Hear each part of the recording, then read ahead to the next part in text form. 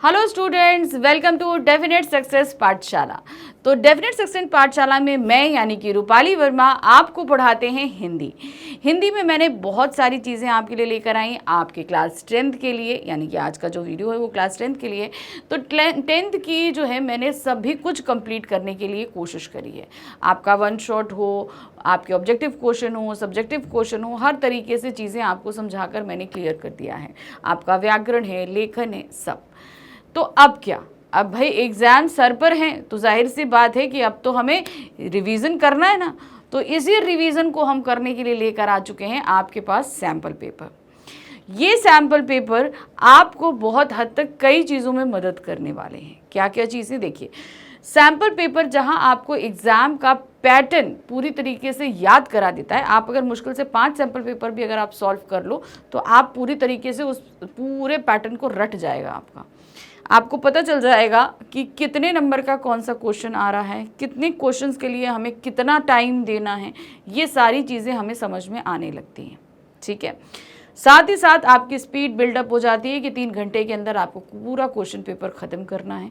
उस स्पीड आप जैसे ही मेंटेन करोगे, आपकी हैंडराइटिंग, आपकी मिस्टेक, सभी कुछ अपने आप एक अच्छी होती चली जाती है। तो ये सैम्पल पेपर एक कंप्लीट पैकेज होता है जो रिवीजन के साथ time management, speed, writing, mistake, सारी चीज़ों को कवर अप कर देता है।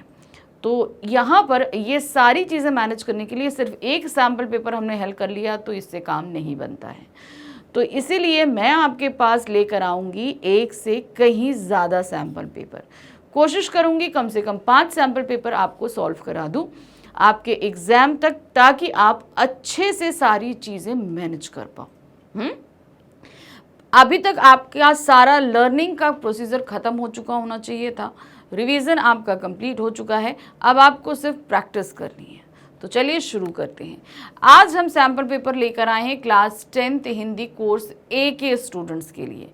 तो बी के स्टूडेंट परेशान नहीं हो, बी के लिए भी सैम्पल पेपर लेकर आऊँगी, ठीक है। तो कोर्स ए के लिए आज सैम्पल पेपर है और बी के लिए भी मिलेगा, है ना। तो ए वालों ध्यान रखिए कि ये है आपका सैम्पल पेपर नंबर 1, जिसे हिंदी में हम बोलते हैं प्रतिदर्श प्रश्न पत्र। ध्यान रखना है कोड का, क्योंकि कोर्स ए और बी इन दोनों का पेपर सेम डे है। अब आपका पेपर कब है? 21 फेब को है। तो 21 फेब को कोर्स ए का पेपर भी होगा, कोर्स बी का भी पेपर होगा। बस ध्यान रखिएगा इन दोनों के कोड अलग अलग रहेंगे। तो जब क्वेश्चन पेपर मिलेगा तो कोड पर ध्यान दीजिएगा। कोर्स ए का कोड है 002। क्या कोड है? 002 है। तो अब जैसे ही आपके पास क्वेश्चन पेपर आपको मिलता है, उसके बाद 15 मिनट आपको रीडिंग टाइम मिलेगा। उस रीडिंग टाइम में आपको करना क्या है, इसीलिए मैं सैम्पल पेपर में आपको ये सारे नियम समझा दे रही हूँ, ताकि जब आपको एक्चुअल पेपर मिले तो इन नियम्स को समझने में आपको ज़्यादा परेशानी नहीं हो और उन 15 मिनट को आप यूज़ कर सको अपने अपठित गद्यांश और पद्यांश को सॉल्व करने में। हमेशा मैं ये कहती हूँ कि सैम्पल पेपर में जो 15 मिनट्स आपको मिल रहा है बेस्ट है। पूरा पेपर में आपको सबको हर एक चीज़ पढ़ी हुई है, आपको अपठित बोध और एक्सेप्ट आपका अनुच्छेद लेखन, ये छोड़कर बाकी सब कुछ आपका पढ़ा हुआ आता है। तो इस कंडीशन में आपको करना क्या है, अपठित बोध आप उन 15 मिनट में हल कर लो, यानी कि गद्यांश और पद्यांश को। तो आपका समय अपने आप ही बच जाएगा ना समय। तो फिर वो 3 घंटे आपके लिखने के लिए काफ़ी हो जाएंगे। अगर मान लीजिए 3 घंटे में आपने 15-20 मिनट खाली उस बोध को पढ़ने, समझने और आंसर निकालने में कर दिया और लिखा आपने कुछ नहीं, तो आपके समझ लीजिए 15 से 20 मिनट तो वेस्ट हो गए ना।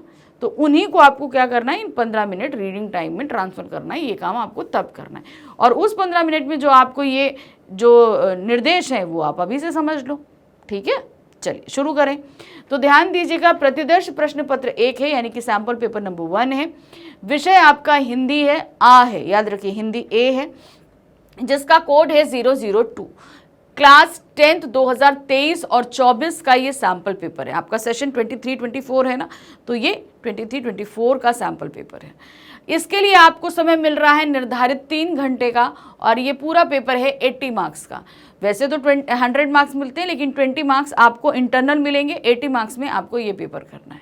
इंटरनल मतलब स्कूल की तरफ से आपके ईयरली पूरा एनालाइज करके आपके प्रोजेक्ट वर्क, असाइनमेंट्स, इन सब पे आपकी क्लास जो सब्जेक्ट टीचर है हिंदी की, वो जो है CBSE को प्रोवाइड कराएंगी। अब आते हैं सामान्य निर्देश जो इस क्वेश्चन पेपर के लिए निर्देश दिए गए हैं। क्या निर्देश है? इस प्रश्न पत्र में 2 खंड हैं, खंड आ और बा। यहाँ पर काखा दिया है, खंड आबाद है। फिर आते हैं खंड का में वस्तुपरक बहुविकल्पीय हैं और खंड खा में वस्तुनिष्ठ वर्णनात्मक प्रश्न दिए गए। यानी कि जो पहला खंड हमारा पढ़ रहा है वो पूरा ही आपका बहुविकल्पीय है, यानी कि सभी आपके ऑब्जेक्टिव क्वेश्चन आएंगे। अब ये खंड आ में आपके ऑब्जेक्टिव क्वेश्चन कहाँ से आएंगे वो मैं बता देती हूँ। ये भी कई सेक्शंस में डिवाइड है। पहला आपका आ जाता है अपठित बोध, जिसमें आपका अपठित गद्यांश और पद्यांश रहेगा। फिर उसके बाद आपके आएंगे व्याकरण। व्याकरण के जितने आपके 4 टॉपिक हैं वो चारों ही टॉपिक आपके बहुविकल्पीय में पूछे जाएंगे। 4 टॉपिक कौन से हैं? रचना के आधार पर वाक्य के भेद, पद परिचय, वाच्य और अलंकार। ये सभी आपसे एमसीक्यूज बेस में आ जाएंगे। ये उसके अलावा इस खंड आ में बहुविकल्पीय वेस्ट आपका रहेगा आपकी पाठ्य पुस्तक क्षितिज से प्रश्न, काव्य खंड से और गद्य खंड से भी प्रश्न आएंगे जो टोटल बहुविकल्पीय रहेंगे। तो ये खंड आ में इतना आपका बहुविकल्पीय आएगा। ठीक है, यहाँ दिया है प्रश्न पत्र के दोनों खंडों की प्रश्नों की संख्या 17 है और सभी प्रश्न अनिवार्य हैं। तो टोटल यानी कि दोनों खंड मिलाकर 17 क्वेश्चन पूछे गए हैं, यानी कि 10 क्वेश्चन आपके खंड आ में हैं और 7 क्वेश्चन खंड बा में हैं। ठीक है, यथासंभव सभी प्रश्नों के उत्तर क्रमानुसार देने हैं, सीक्वेंस में देना है। क्वेश्चन नंबर 1, 2, 3 से लेकर 17 तक आप सीक्वेंस में काम करेंगे। ये नहीं कि 17 पहले कर दिया, फिर 10 कर दिया, 2 कर दिया, 1 कर दिया, ऐसा नहीं करना है। आपको 1 से लेकर 17 तक सीक्वेंस में जो नंबरिंग होती है उसी हिसाब से काम करेंगे आप। खंड का में कुल 10 प्रश्न हैं, यानी मैंने आपसे पूछा था 10 प्रश्न हैं, जिनमें उप प्रश्नों की संख्या 44 है। 10 क्वेश्चन के अंदर जो प्रश्न दिए गए हैं उनकी संख्या 44 है, जिसमें से आपको दिए हुए निर्देशों का पालन करते हुए 40 उप प्रश्नों की उत्तर देने। अब ये नहीं कि कोई भी 4 छोड़ दो, अंदर आपको निर्देश दिए गए हैं, उन्हीं निर्देशों का पालन करते हुए आपको वो 4 प्रश्न छोड़ने हैं और 40 करने हैं। अभी हम प्रश्न पत्र करेंगे तो आपको समझ में आ जाएगा वो 4 प्रश्न कहाँ छोड़ने। वो 4 प्रश्न आपको सिर्फ व्याकरण में ऑप्शन मिला है और कहीं पे भी ऑप्शन नहीं है। ठीक है, खंड खा में 7 प्रश्न पूछे गए हैं, सभी प्रश्नों के साथ उनके विकल्प भी दिए गए। निर्देशानुसार विकल्प का ध्यान रखते हुए सभी प्रश्नों के उत्तर देने हैं। तो खंड खा में आपके पास बचे हुए 7 प्रश्न हैं और ये टोटल वर्णनात्मक है। वर्णनात्मक का मतलब क्या होता है? सभी के आंसर आपको डिटेल में देने हैं। इसके अंदर जो प्रश्न आएंगे वो आपकी क्षितिज पुस्तक से आएंगे, गद्य खंड, काव्य खंड से, आपकी पूरक पुस्तिका है कृतिका, उसमें से प्रश्न आएंगे।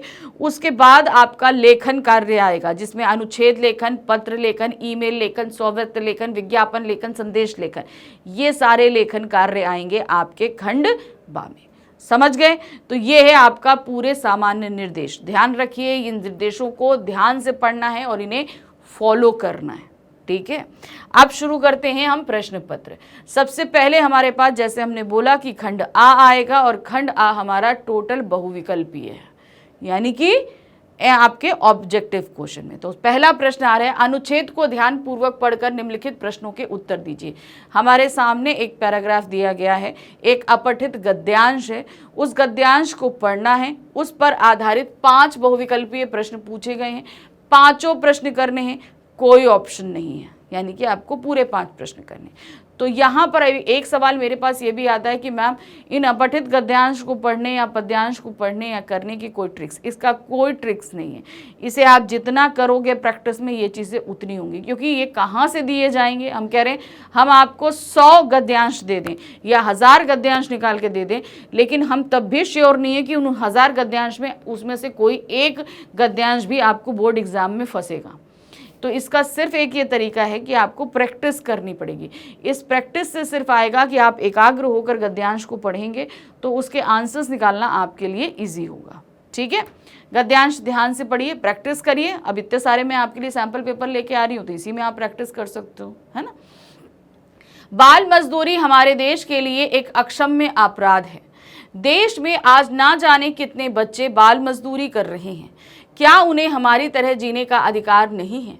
राजेश जोशी ने बड़े ही मार्मिक तरीके से बाल श्रमिक के ऊपर करुण रस की कविता लिखी थी। ठीक है, हम लोगों ने पढ़ी भी है ये कविता। उनका कहना है कि बच्चे काम पर जा रहे हैं, सुबह सुबह, अर्थात पढ़ाई लिखाई छोड़कर बच्चे मजदूरी करने काम पर जा रहे हैं। क्या उनके जीवन में खेल का मैदान नहीं है? क्या उनके लिए पुस्तकालय और पाठशाला नहीं है?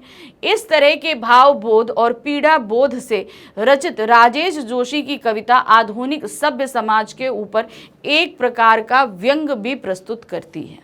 तो सिंपल क्या हुआ कि यहाँ पर बताया जा रहा है बाल मजदूरी के ऊपर ये पूरा गद्यांश है। वैश्विक स्तर पर शांति के लिए वर्ष 2014 में नोबेल पुरस्कार प्राप्तकर्ता श्री कैलाश सत्यार्थी, जो बचपन बचाओ आंदोलन के सृजनकर्ता माने जाते हैं, का कहना है कि बाल श्रमिकों की पहचान के संबंध में सबसे बड़ी समस्या उम्र का निर्धारण करना है। यानी कि कितने साल के बच्चे कार्य कर रहे हैं, हम माने कि ये बाल श्रमिक हैं, ठीक है। उनके जागरूक अभियान के कारण अब बहुत सीमा तक लोग जानने लगे हैं कि 14 साल के बच्चे से कम काम कराना एक दंडनीय अपराध है। तो अब ये हम पता है कि 14 साल से जो भी उम्र का नीचे का बच्चा है, अगर हम उससे किसी भी तरह का काम कराते हैं तो यह एक दंडनीय अपराध है। इसमें उम्र का निर्धारण कर पाना बेहद कठिन काम है। इसमें बच्चों का शोषण करने वाले लोग उनकी उम्र सीमा 14 वर्ष से ऊपर दिखाकर कानूनी प्रक्रिया में बंधन मुक्त हो जाया करते हैं। तो जो लोग इन बच्चों से काम कराना चाहते हैं वो क्या करते हैं, इन बच्चों की उम्र के लिए सर्टिफिकेट्स बनवाते हैं जिनमें उनकी उम्र 14 साल से अधिक दिखा दी जाती है, और फिर क्या करते हैं, आसानी से उनसे काम कराते हैं। तो ये बहुत एक गलत तरीका हो जाता है। यदि कठोर नियम बनाकर उचित कार्रवाई की जाए तो बाल मजदूरी के ऊपर बहुत सीमा तक लगाम लगाई जा सकती है। तो अब सरकार को इस बाबत जो है बहुत सारे कदम उठाने हैं कि इस तरीके से काम करने से बचा जा सके, ताकि बच्चों से हम लोग बाल मजदूरी ना करवा सकें। अब इस पे पहला प्रश्न देखिए क्या है। निम्नलिखित कथनों की सत्यता पर विचार कीजिए। हमारे सामने 4 कथन दिए गए हैं, चारों कथन को हमको पढ़ना है और फिर उसके बाद हमें क्या करना है, जो कथन सही है उनको टिक करना है। अब नीचे दिया गया है, जैसे यहाँ पर दिया पहला चौथा सही है, पहला दूसरा तीसरा सही है, दूसरा चौथा सही है या पहला तीसरा सही है, तो उसी के हिसाब से हमें इनमें से पहले टिक मार्क करना है और फिर आप कूट से मिला लोगे, आपको समझ में आ जाएगा कि कौन सा कूट सही है। तो मतलब इन 4 को पढ़ना है, सही ढूंढना है और इनमें से सही में एक में आंसर लगाना है, ठीक है। तो ये पहला है, कैलाश सत्यार्थी नोबेल पुरस्कार विजेता हैं, बिल्कुल सही है, ये बात आपको दी गई ना, अभी गद्यांश में हम लोगों ने पढ़ी। दूसरा है, राजेश जोशी ने बाल श्रम पर कविता लिख आधुनिक सभ्य समाज पर व्यंग किया है, बिल्कुल क्या है, सुबह बच्चे काम पर जा रहे हैं, सुबह सुबह धुंध भरी हुई है, तो ये चीज़ उन्होंने करी है, बिल्कुल सही है।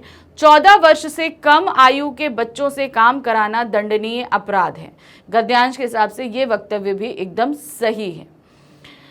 बच्चों से काम करवाने पर वे आत्मनिर्भर हो जाते हैं, ये गलत है। तो पहले सही कौन कौन सा हुआ, पहला, दूसरा और तीसरा, ये 3 वक्तव्य सही हैं गद्यांश के हिसाब से। तो ये कहाँ पर आ रहा है आपका, ये कथन पहला, दूसरा और तीसरा, तो इसको हम क्या करेंगे, सही कर देंगे, ठीक।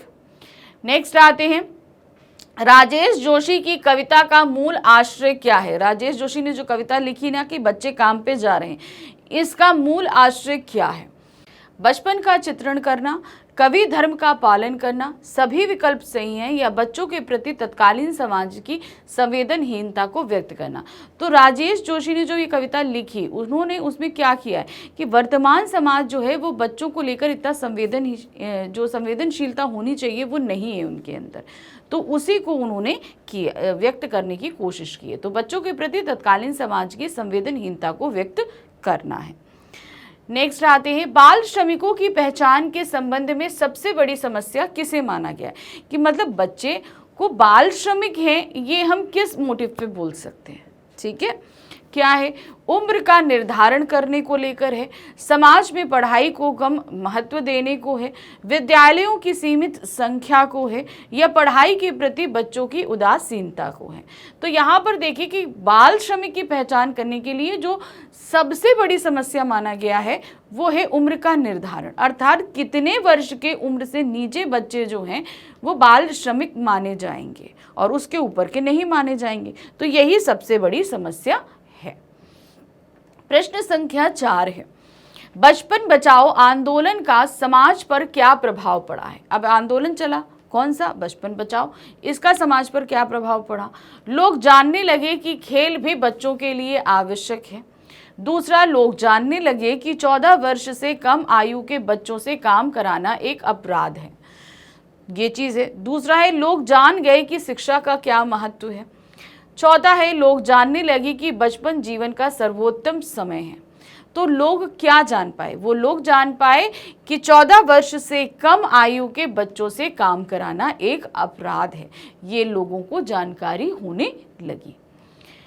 पांचवा प्रश्न है, देखिए, कथन और कारण पे है। ठीक है, कथन को पढ़ना है, कारण को पढ़ना है और फिर उसके बाद हमें पढ़कर बताना है। कथन ए और कारणार्थ दोनों को पढ़कर उपयुक्त विकल्प चुनिए। ठीक है, तो सबसे पहले कथन पढ़ते हैं। कठोर नियम बनाकर उचित कार्रवाई द्वारा बाल श्रम पर रोक लगाई जा सकती है। तो ये कथन तो सही है। ठीक है, कारण पे आते हैं। राजेश जोशी ने बच्चे काम पर जा रहे कविता के माध्यम से समाज के उन लोगों के प्रति अपना रोष प्रकट किया है जो बच्चों को काम पर जाते हुए देखकर चुप बैठे हैं। तो देखिए, कथन अगर सही है, कारण जो है वो उसकी व्याख्या नहीं कर रहा है सही तरीके से। जो कथन है उसकी व्याख्या वो नहीं कर रहा है। तो कथन ए सही है, लेकिन कारण आर उसकी सही व्याख्या नहीं करता है। ऑप्शन कहाँ आता है? देखिए, यहाँ पर हम देख रहे हैं कथन ए सही है, किंतु कारण आर कथन ए की सही व्याख्या नहीं है। तो हम इस पे टिक करेंगे। ठीक है, अब हम आ गए प्रश्न संख्या 2 पर। यहाँ पर हमारे सामने एक अपठित काव्यांश रखा गया है। इस काव्यांश को हमें ध्यान से पढ़ना है। पढ़ने के बाद इस पर आधारित 5 बहुविकल्पीय प्रश्न पूछे गए हैं और 5 करने, कोई ऑप्शन आपके पास में नहीं है। ठीक है, तो चलिए पढ़ते हैं। अनुच्छेद को ध्यान पूर्वक पढ़कर निम्नलिखित प्रश्नों के उत्तर दीजिए। क्या है? जब एक साथ मिलकर खेलते हैं, एक दूसरे के दुख सुख झेलते हैं, कभी रूठते हैं, मानते हैं और फिर गले लगकर मुस्कुराते हैं। जब हम बतियाते हैं, एक हो जाते हैं। भाषा भूषा हमें पास लाते, पर बिना शब्दों के भी जोड़ते हैं। संगीत के स्वर जिससे होठ गुनगुनाते हैं, पांव थिरक जाते हैं, हम तब भी एक होते हैं। जब प्रकृति की गोद में होते, दीन दुनिया से परे, चैन की नींद सोते हैं और सुनहरे सपनों की दुनिया संजोते हैं। हम तब भी एक होते हैं जब भय से सहम जाते हैं। अपने मन के दरवाजे बंद भी कर लें, पर स्वयं को दूसरे से जुड़ा पाते हैं। एक होने का यह भाव बड़ा अजीब है। तो यहाँ पर जब कविता हमने पढ़ी तो देखा किस तरीके से हम अलग अलग तरीकों से चीज़ों को बता रहे हैं। ठीक है, क्या है? इसी भाव में ईशु का यश, अल्लाह का ताबीज़, गुरु की वाणी, राम नाम का बीज है। यह परंपरा और संस्कृति की चीज़ है। जब एक साथ मिलकर खेलते हैं, एक दूसरे के दुख सुख झेलते हैं। तो यहाँ पर किस तरीके से सांप्रदायिक सौहार्द का बड़ा ही अच्छा रूप इस कविता में प्रस्तुत करने की कोशिश की गई है।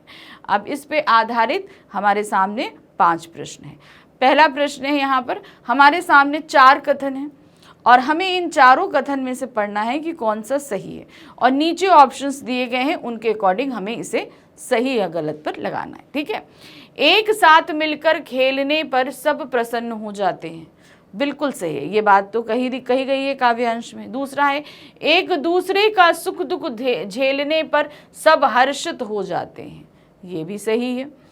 हंसकर सब एक दूसरे को गले लगाते हैं, ये भी सही है भाई। नेक्स्ट, एक दूसरे से रूठने पर सब अलग हो जाते हैं, नहीं, ये वक्तव्य सही नहीं है। तो सही कौन सा हुआ? पहला, दूसरा और तीसरा। ऑप्शन में आइए, पहला, दूसरा, तीसरा आप कहाँ पर देख रहे हैं? वो देख रहे हैं आप कथन का में। पहला, दूसरा और तीसरा सही है। ठीक है, तो ध्यान से पढ़ना है, आपको आंसर अपने आप मिलेंगे। नेक्स्ट क्वेश्चन है, भूषा का अर्थ क्या है? भाषा भूषा, यहाँ तो भूषा का क्या अर्थ है? शोभा, वेशभूषा, चारा भूषा या सजावट। तो यहाँ पर भूषा का तात्पर्य है आपका वेशभूषा, यानी भाषा तो मुंह से बोली जाती है, लेकिन वेशभूषा भी हमारी अलग अलग होती है ना। आप लोगों ने देखा है हिंदू, मुस्लिम, सिख, ईसाई, इन लोगों की जो पहनावे का भी जो ढंग होता है उनमें फ़र्क होता है, भाषा भी फ़र्क है। और भूषा अर्थात जो कपड़े हैं पहनने का, रहने का, ये भी अलग होता है। प्रश्न संख्या 3 है, संगीत के स्वर बजने पर क्या होता है? जब संगीत के स्वर बजते हैं तो क्या होता है? होठ गुनगुनाते और पांव थिरकते हैं, कर्तव्य के प्रति सजग होते हैं, मन के दरवाजे खुलते हैं, हम सब मन से जुड़ जाते हैं। तो जब संगीत के स्वर बजने लगते हैं तो हम सब मन से जुड़ जाते हैं, ठीक है ना। क्योंकि अब क्या मन से कैसे जुड़ते हैं? क्योंकि सभी एक साथ हो जाते हैं। संगीत तो सभी को आपस में एक ही करता है ना। संगीत का मूल रूप ही यही है कि वो सबको मिलाकर एक करता है। प्रश्न संख्या 4 है, सुनहरे सपनों की दुनिया संजोते हैं, पंक्ति में अलंकार क्या है? सुनहरे सपनों की दुनिया संजोते हैं, क्या है? यमक अलंकार, रूपक अलंकार, अनुप्रास अलंकार या शेष अलंकार? ये तो आप देख के पहचान गए, बहुत आसान आंसर है। तो सही क्या है आपका यहाँ पर जो है यमक अलंकार है। कैसे? अब आप सबसे पहले बोलोगे मैम अनुप्रास है। अरे मैंने हमेशा आपको अलंकार जब समझाए तब भी मैंने बोला कि अगर एक पंक्ति में 2 अलंकार हैं और उसमें एक अनुप्रास और एक दूसरा है तो अनुप्रास को किनारे कर दिया करो, दूसरे को समझा करो। यमक अलंकार का तात्पर्य क्या है? यहाँ पर जहाँ एक ही शब्द 2 बार आए और दोनों बार उसका अर्थ अलग हो। तो अब आप यहाँ देख रहे हो सुनहरे सपनों की दुनिया संजोते हैं, तो यहाँ सुनहरे सपनों से तो लिटरली जो सपने हैं वो हम देखते हैं, और दूसरा है मिलजुल कर रहने का तात्पर्य। तो इस तरीके से इसके साथ यमक अलंकार जुड़ा हुआ है। नेक्स्ट आ गए नंबर 5। नंबर 5 में हमारे पास क्या है? फिर से कथन और कारण संबंधी प्रश्न है। कथन ए और कारण आर को पढ़कर उपयुक्त विकल्प चुनिए। अब हमें सही विकल्प यहाँ पर इसको चुनना है। क्या दिया है? कथन ए है, विभिन्न धर्म और संप्रदायों में बटा होने पर भी सभी धर्म उसे सुख दुख में साथ रहने का संदेश देते हैं। ठीक है बात, विभिन्न धर्म से बटे हैं लेकिन सभी धर्म सुख दुख में साथ रहने का संदेश देते हैं, बिल्कुल सही है। दूसरा आते हैं, एक होने का भाव अजीब है क्योंकि हम सभी का मान करते हैं। तो अगर हम देखें तो यहाँ पर हम देख रहे हैं कि कथन ए सही है और कारण आर उसकी सही व्याख्या कर रहा है। तो कथन ए सही है और कारण आर कथन ए की सही व्याख्या है। तो यहाँ पर खत्म हो गया प्रश्न संख्या 2। अब हमारे सामने आ गया है प्रश्न संख्या 3। प्रश्न संख्या 3, 4, 5, 6 ये हमारे व्याकरण आधारित हैं। ठीक है, व्याकरण यानी कि हमारे व्याकरण के 4 टॉपिक हैं। रचना के आधार पे वाक्य के भेद, वाच्य, पद परिचय और अलंकार। ठीक है, अब इसमें हम आ गए कहाँ पर? सबसे पहले निर्देशानुसार रचना के आधार पर वाक्य भेद पर आधारित 5 बहुविकल्पियों में से किन्हीं 4 के उत्तर देने हैं। तो हमारे पास पूछे गए कितने प्रश्न हैं? 5 प्रश्न पूछे गए। हमें देने आंसर कितने के हैं? 4। एक प्रश्न के लिए 1 मिलेगा, एक उत्तर आप दोगे 1 नंबर मिलेगा। तो जब 4 दोगे तो कितने मिलेंगे? 4 मार्क्स के। तो ये है आपका 4 मार्क्स का, हर प्रश्न आपका 1 मार्क्स का है। ठीक है, शुरू करते हैं। सबसे पहला पढ़ते हैं, समझते हैं और आंसर ढूंढते हैं। उनकी नज़र मेरी ओर उठते ही मेरे प्राण निकले। ये सेंटेंस है। इस सेंटेंस के साथ हमें करना क्या है? इसका संयुक्त वाक्य बनेगा। अब संयुक्त वाक्य जब आपको बनाना है तो सबसे पहली जो चीज़ देखनी है वो है आपका क्या, कि ये वाक्य दिया क्या गया है। अब ये एक सरल वाक्य दिया गया है। सरल वाक्य को जब हम 2 वाक्य में बनाएंगे तो उनको 2 वाक्य में बदलना है और समानाधिकरण समुच्चयबोधक अव्यय से उन्हें जोड़ देना है। ऑप्शन नीचे दिए गए हैं तो इसमें आपको ये भी काम नहीं करना है, पढ़ना है और चूज करना है। देखिए क्या है, उनकी नज़र मेरी ओर उठी और मेरे प्राण निकल गए। ये हमें संयुक्त वाक्य लग रहा है क्योंकि 2 अलग अलग वाक्य हों, बीच में आपका समुच्चयबोधक अव्यय लगा है। चलिए आगे बढ़ते हैं। जब उनकी नज़र मेरी ओर उठी तब मेरे प्राण निकल गए, ये एक मिश्र वाक्य है। उनकी नज़र मेरी ओर उठी नहीं कि मेरे प्राण निकल गए, तो ये भी एक मिश्र वाक्य है। जैसे ही उनकी नज़र मेरी ओर उठी वैसे ही प्राण निकल गए, ये भी एक मिश्र वाक्य। तो संयुक्त वाक्य कौन सा हुआ? संयुक्त वाक्य हुआ आपका पहला वाला, उनकी नज़र मेरी ओर उठी और मेरे प्राण निकले। नेक्स्ट क्वेश्चन है, निम्न में से मिश्र वाक्य है। 3 वाक्य दिए गए हैं, 4 वाक्य दिए गए हैं और इसमें से हमें मिश्र वाक्य ढूंढना है। नीचे विकल्प ऑप्शन ऑलरेडी दिए हैं, विकल्प 2, विकल्प 1, विकल्प 3, विकल्प 4। तो यानी कि दिए गए हैं, इसमें से आपको जो वाक्य मिश्र है वो निकालना है। हम खाना खा रहे हैं, ये तो सिंपल एक सरल वाक्य है, तो ये नहीं होगा। वह कौन सा व्यक्ति है जिसने महात्मा गांधी का नाम न सुना हो? पहला वाक्य देखिए, वह कौन सा व्यक्ति है, तो ये वाक्य हमें अपूर्ण लग रहा है। और मिश्र वाक्य की पहली पहचान कि उसमें पहला सेंटेंस अपूर्ण रहता है, तो ये अपूर्णता ली है, तो मिश्र वाक्य हमें लग रहा है। ठीक है, तो रुकते हैं यहाँ पर। इसको अभी हम अलग नहीं करते हैं। वह महात्मा हैं लेकिन अहंकारी, ये एक संयुक्त वाक्य में आ रहा है। तुम कहाँ जा रहे हो, सरल वाक्य में। तो सही ऑप्शन आपका कौन सा हुआ, ऑप्शन नंबर 2। तो विकल्प जहां 2 है वहां पर हम टिक कर देंगे। नेक्स्ट आते हैं, उन्होंने मुझे गले से लगा लिया और मैं भावुक हो गया। रचना की दृष्टि से ये कौन सा वाक्य है। उन्होंने मुझे गले लगा लिया, ठीक है, सिंपल देखिए, उन्होंने मुझे गले लगा लिया और मैं भावुक हो गया, कौन सा वाक्य निकल रहा है। हम सभी को पता है कि ये वाक्य आ रहा है आपका संयुक्त वाक्य। चौथा वाक्य है, पिताजी चाय पिएंगे या कॉफी, रचना के आधार पर कौन से प्रकार का वाक्य है। तो अब यहाँ पर दिया जा रहा है कि ये ऑलरेडी आपको दे दिया है कि संयुक्त वाक्य है।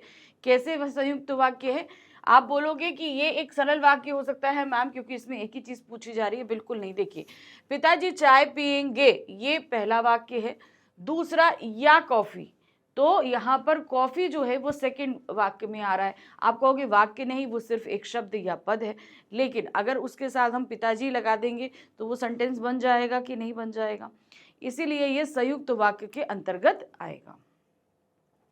नेक्स्ट आते हैं, निम्नलिखित वाक्यों में मिश्र वाक्य का उदाहरण कौन सा है। अब यहाँ पर 4 ऑप्शन दिए गए हैं, इन 4 ऑप्शंस में से हमें यह देखना है कि मिश्र वाक्य कौन से वाक्य में दिया गया है। बालगोविंद लंबी दाढ़ी नहीं रखते थे, परंतु हमेशा उनका चेहरा सफेद बालों से जगमगाता रहता था। तो ये याद रखिएगा, मिश्र वाक्य ढूंढना है। बालगोविंद भगत लंबी दाढ़ी नहीं रखते थे, तो ये तो पूर्ण लग रहा है, तो ये मिश्र वाक्य की कैटेगरी में नहीं आ रहा है, ये संयुक्त वाक्य है।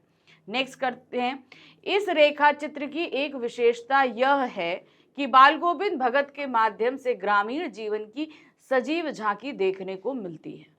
तो ठीक है, बिल्कुल सही है, हम ये नहीं कह रहे गलत है, और ये मिश्र वाक्य की कैटेगरी में भी आ रहा है।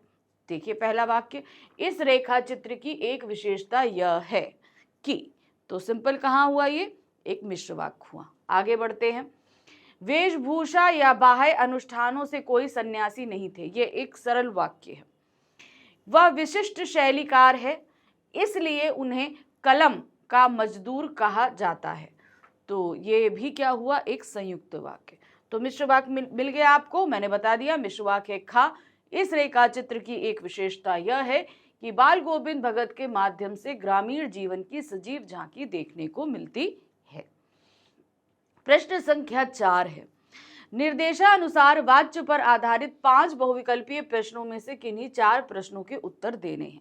तो अब हमारे पास व्याकरण का हमारा सेकंड टॉपिक है। सेकंड टॉपिक कौन सा है, वो है वाच्य। अब उस पर हमारे सामने आएंगे 5 प्रश्न, करने हैं 4 प्रश्न। तो 4 नंबर का ये हमारा प्रश्न रहेगा, 1 नंबर का एक हमारा क्वेश्चन रहेगा, ठीक है। एक आंसर देंगे, 1 नंबर मिलेगा, ठीक है, वो भी सही देना होगा। हाँ, निम्नलिखित वाक्यों में से कौन सा वाक्य भाव्य वाच्य का उदाहरण है। 4 ऑप्शन दिए गए, 4 में से भाव्य वाच्य का उदाहरण खोज कर निकालना है। उनके द्वारा बाल मनोविज्ञान को बिंबों में उतारा गया, ठीक है। दूसरा है, कवि ने कविता में अनेक बिंदु प्रस्तुत किए। फसल कविता में सहयोग की भावना को चित्रित किया गया है, उससे कैसे दौड़ा जाएगा। आया समझ में, तुरंत आ जाना चाहिए पढ़ते ही वाच्य अगर आपको पता है। तो इसमें भाव्य वाच्य का उदाहरण आपका नंबर 4 है, उससे कैसे दौड़ा जाएगा, मतलब अब कैसे दौड़ा जाएगा ये उसके भाव में आ रहा है। अब वो कैसे दौड़ सकता है या कैसे दौड़ पाएगा अगर होता तो वो कर्तवाच्य होता, लेकिन कैसे दौड़ा जाएगा यहां पर क्या हो जाता है आपका भाववाच्य। नेक्स्ट क्वेश्चन है, वाच्य के कितने प्रकार होते हैं। आप सभी को पता है कितने प्रकार होते हैं, 3 प्रकार होते हैं। 3 प्रकार होते हैं ना, कौन सा, कर्तवाच्य, कर्मवाच्य और भाववाच्य। तो सही ऑप्शन आपका नंबर 3 है। दादाजी प्रतिदिन पार्क में टहलते हैं, भाववाच्य में बदलिए। सिंपल ऊपर दिया गया है, ये एक कर्तवाच्य है, इसे बदलना किस में है, भाववाच्य में बदलना है। तो यानी कि क्या है, इसकी जो क्रिया है उसे ना हमें कर्ता पे डिपेंड करनी है ना कर्म पे करनी है, उस क्रिया को हमें अकर्मक क्रिया में बदलना है, अन्य पुरुष में बदलना है और हमेशा पुल्लिंग करना है। तो ये 3 चीजें हमें जब भी भाववाचक में तब्दील करनी है उस पर ध्यान रखना पड़ेगा। ठीक है, दादाजी के द्वारा पार्क में प्रतिदिन टहला जाता है। दूसरा है दादाजी से प्रतिदिन पार्क में टहला नहीं जाता है। अब देखिए यहाँ पर नहीं आते हैं, हम तुरंत हट जाएंगे क्योंकि यहाँ पर नहीं हमारे मेन सेंटेंस में नहीं है, तो एक ऑप्शन अलग हो गया। नेक्स्ट आते हैं दादाजी से प्रतिदिन पार्क में टहला गया। फिर है दादाजी प्रतिदिन पार्क में टहलने जाते थे, तो यहाँ पर ये भी ऑप्शन अलग हो जाएगा क्योंकि टहलते हैं, अभी टहल रहे, और यहाँ पर थे। तो अब सिर्फ हमारे पास 2 ऑप्शन बचे हैं, का और गा। तो सही कौन सा देख रहे हैं, इसमें है दादाजी के द्वारा पार्क में प्रतिदिन टहला जाता है। अब द्वारा देखिए, के द्वारा जो है वो अक्सर हम भाववाच्य में लगा देते हैं क्योंकि इस क्रे द्वारा लगाने से हम क्रिया में तब्दीलियां कर पाते हैं, क्योंकि अगर हमने यहाँ पर ने से रखा तो क्रिया जो है वो अपने आप में कर्ता के ऊपर डिपेंड हो जाएगी। हमें कर्ता के ऊपर से अगर क्रिया को हटाना है तो द्वारा या से शब्दों का प्रयोग किया जाता है, जैसे कि हम कर्म में करते हैं। लेकिन चूंकि इस वाक्य में कर्म है ही नहीं, तो इसलिए इस पर हम द्वारा लगाकर आराम से इसे किस पर डिपेंड कर सकते हैं, इसे हम आराम से क्रिया पर डिपेंड कर पाएंगे। ठीक है, नंबर 4 है निम्नलिखित वाक्यों में से कौन सा भाववाच्य है। 4 ऑप्शन दिए गए हैं, उनमें आपको पढ़ना है। वह अब भी बैठ नहीं सकता, उससे अब भी बैठा नहीं जाता, मनुष्य द्वारा आग का आविष्कार किया गया, चमगादड़ रात में नहीं सोते। तो ऑप्शन आपके सामने ऑलरेडी दिया है, नंबर 2 वाला सही है, उससे अब भी बैठा नहीं जाता। ठीक है, ये हमारा भाववाच्य है। नंबर 5th क्वेश्चन है निम्नलिखित में कौन सा भाववाच्य का सही विकल्प नहीं है। ठीक है, सही विकल्प नहीं है, दिया गया है नहीं है। राहुल से पत्र लिखा जाता है। ठीक है, दूसरा आते हैं उससे अब रहा नहीं गया, पक्षी आकाश में उड़ रहे हैं, मीना से भागा नहीं जाता। ऑप्शन तो सामने दिख गया, वो है आपका ऑप्शन नंबर 3, जहां पर आपका दिया गया है कि पक्षी आकाश में उड़ रहे हैं, ये 3rd ऑप्शन। अच्छा, यहाँ पर ये देखिए दोनों सेकंड है ना, यहाँ पर ऑप्शन ही ये चीज गलत लिखा हुआ है, उसमें 1 मार्क लगना भूल गया है। 3rd जो हमारा ऑप्शन है यहाँ पर सही है। परेशान नहीं होइएगा कि मैम यहाँ तो सेकंड लिखा हुआ है, आप ये देख रहे हो कि नंबर 2 यहाँ पर भी है, नंबर 2 यहाँ पर भी है। नंबर 3 वाला ऑप्शन हमारा सही आ रहा है, यानी कि यहाँ पर होगा आपका नंबर 3। ठीक है, क्यों होगा आपको बता दें, राहुल से पत्र नहीं लिखा जाता। अगर हम यहाँ पर क्रिया राहुल के ऊपर करते तो हम क्या होते, राहुल ने पत्र, राहुल पे पत्र लिख रहा है या राहुल से पत्र क्या कहते हैं लिख रहा है, सिर्फ सिंपल ये आता। नेक्स्ट आते हैं उससे अब रहा नहीं जाता, वह अब रह नहीं सकता। फिर है मीना से भागा नहीं जाता, मीना भाग नहीं सकती, सिंपल ये होता। यहाँ पर हम देख रहे हैं उड़ रहे हैं, क्या उड़ रहे हैं, पक्षी उड़ रहे हैं, तो क्रिया किस पर आ रही है, आपकी पक्षी पर आ रही है, तो सीधे सीधे ये एक कर्तवाच्य है। तो 3rd वाला जो ऑप्शन है वो आपका भाववाच्य नहीं है, बल्कि बाकी जो सारे हैं वो भाववाच्य के अंतर्गत आते हैं। नेक्स्ट आए क्वेश्चन नंबर 5 है, जिसमें निर्देशानुसार पद परिचय पर आधारित 5 बहुविकल्पीय प्रश्नों में से हमें 4 प्रश्नों को करना है। अब हमारे पास पद परिचय आधारित 5 प्रश्न आए हैं, 5 में से सिर्फ 4 करने हैं हमको। ठीक है, और उसके बाद जो ध्यान रखना है क्या है, जो भी आप 4 प्रश्न करेंगे उसके लिए 4 नंबर मिलेंगे, यानी कि 1 नंबर का 1 प्रश्न रहेगा। बाल गोविंद भगत की संगीत साधना का चरम उत्कर्ष उस दिन देखा गया जब उनका बेटा मरा। ठीक है, अब यहाँ पर आपको रेखांकित पद का परिचय करना है, और रेखांकित शब्द है जब। अब जब क्या आएगा, ठीक है, जब हमें देखना है कि वो है क्या, तो ये हमें पता है कि ये एक अव्यय का काम कर रहा है। ठीक है, अब अव्यय है तो कौन सा अव्यय है, कौन सा अव्यय पे आ रहा है, ये अव्यय जो है वो किससे कनेक्टेड है, क्रिया है मरा से। ठीक है, तो मरा से कनेक्टेड होने के साथ ये क्या है, मरा क्रिया है, जब मरा, तो यहाँ पर जब मरा आया। ठीक है, तो मरना क्रिया है, तो जब उससे कनेक्टेड है तो वो क्या हो गया, क्रिया विशेषण हो गया। जब मरा यानी कि वो समय को बता रहा है, यानी कि कालवाचक क्रिया। ठीक है, ऑप्शन देखते हैं यहाँ पर। अव्यय क्रिया विशेषण स्थानवाचक मरा क्रिया है, सार्वनामिक क्रिया है, सार्वनामिक क्रिया विशेषण कोई होता ही नहीं है, कालवाचक होता है, रीतिवाचक होता है। तो हमने क्या बताया कि ये कालवाचक है और मरा क्रिया का विशेषण है, तो सीधे सीधे हो गया अव्यय है, क्रिया विशेषण, कालवाचक, मरा क्रिया की विशेषण है। आगे बढ़ते हैं। वेद व्यास जी ने महाभारत लिखी, रेखांकित पद का परिचय होगा। वेद व्यास जी एक व्यक्ति का नाम है, तो सीधे सीधे ये क्या है, व्यक्तिवाचक संज्ञा है। ठीक है, ऑप्शन बाकी हटा दीजिए, का और घा हमारा ऑप्शन में से हट जाता है। ठीक है, सिर्फ 2 ऑप्शन बच रहे हैं हमारे पास में। कौन कौन से बच रहे हैं आपके, ये जातिवाचक नहीं है, तो जातिवाचक हमने दोनों कट कर दिया। अब हमारे सामने 2 व्यक्तिवाचक बते हैं। वेद व्यास क्या है, पुल्लिंग है, तो दोनों में पुल्लिंग है, एक वचन है। अब यहाँ पर कारक का खेल चलता है।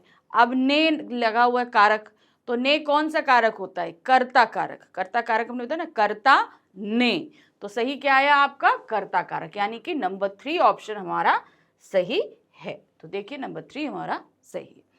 नेक्स्ट आते हैं नंबर 3 क्वेश्चन क्या दिया गया है, ध्यान से देखिए। दुष्ट आदमी पाप ही करता है। अब क्या है, दुष्ट आदमी, दुष्ट के नीचे अंडरलाइन है, इसका परिचय करना है। अब दुष्ट जो है वो क्या बता रहा है, वो आदमी की विशेषता को बता रहा है, तो वो क्या हो गया, विशेषण।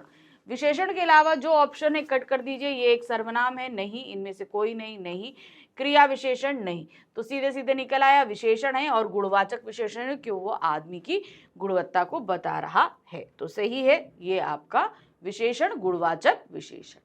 नंबर 4 आते हैं। इस व्यक्ति का सिर बेडौल सा है, अंडरलाइन वर्ड है सा, तो बेडौल सा शब्द क्या कर रहा है, वो किसी एक पर्टिकुलर चीज पे प्रेशराइज कर रहा है। ठीक है, तो वो मतलब नहीं, हम इसी पर केंद्रित हैं, बेडोल पर ही केंद्रित हैं, तो वो सा हमारा क्या हो गया, यानी कि जिस भी शब्द से हम किसी शब्द पे जोर डालते हैं तो वो शब्द निपात कहलाते हैं। तो ये एक निपात है और निषेधात्मक है। निषेधात्मक क्यों है मैं आपको बता दूं। इस व्यक्ति का सिर बेडौल सा है, यानी कि यहाँ पर उसके लिए एक निगेटिव चीज कही जा रही है, मतलब हम उसकी बुराई करने के नजरिए से चीज कह रहे हैं, इसलिए ये निषेधात्मक तौर पर आएगा। नेक्स्ट क्वेश्चन है, क्वेश्चन नंबर 5 है। अपने गांव की मिट्टी छूने के लिए मैं तरस गया। अंडरलाइन वर्ड क्या है यहाँ पर, मैं। ठीक है, मैं शब्द क्या होता है, सर्वनाम होता है।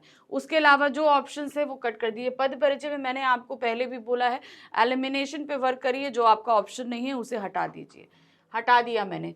अब देखिए सब सर्वनाम है, उत्तम पुरुष है, पुरुषवाचक, पुरुषवाचक, तो उत्तम पुरुष भी पुरुषवाचक सर्वनाम का ही है। तो मैं शब्द किस में आता है, मैं शब्द आता है आपका उत्तम पुरुष में।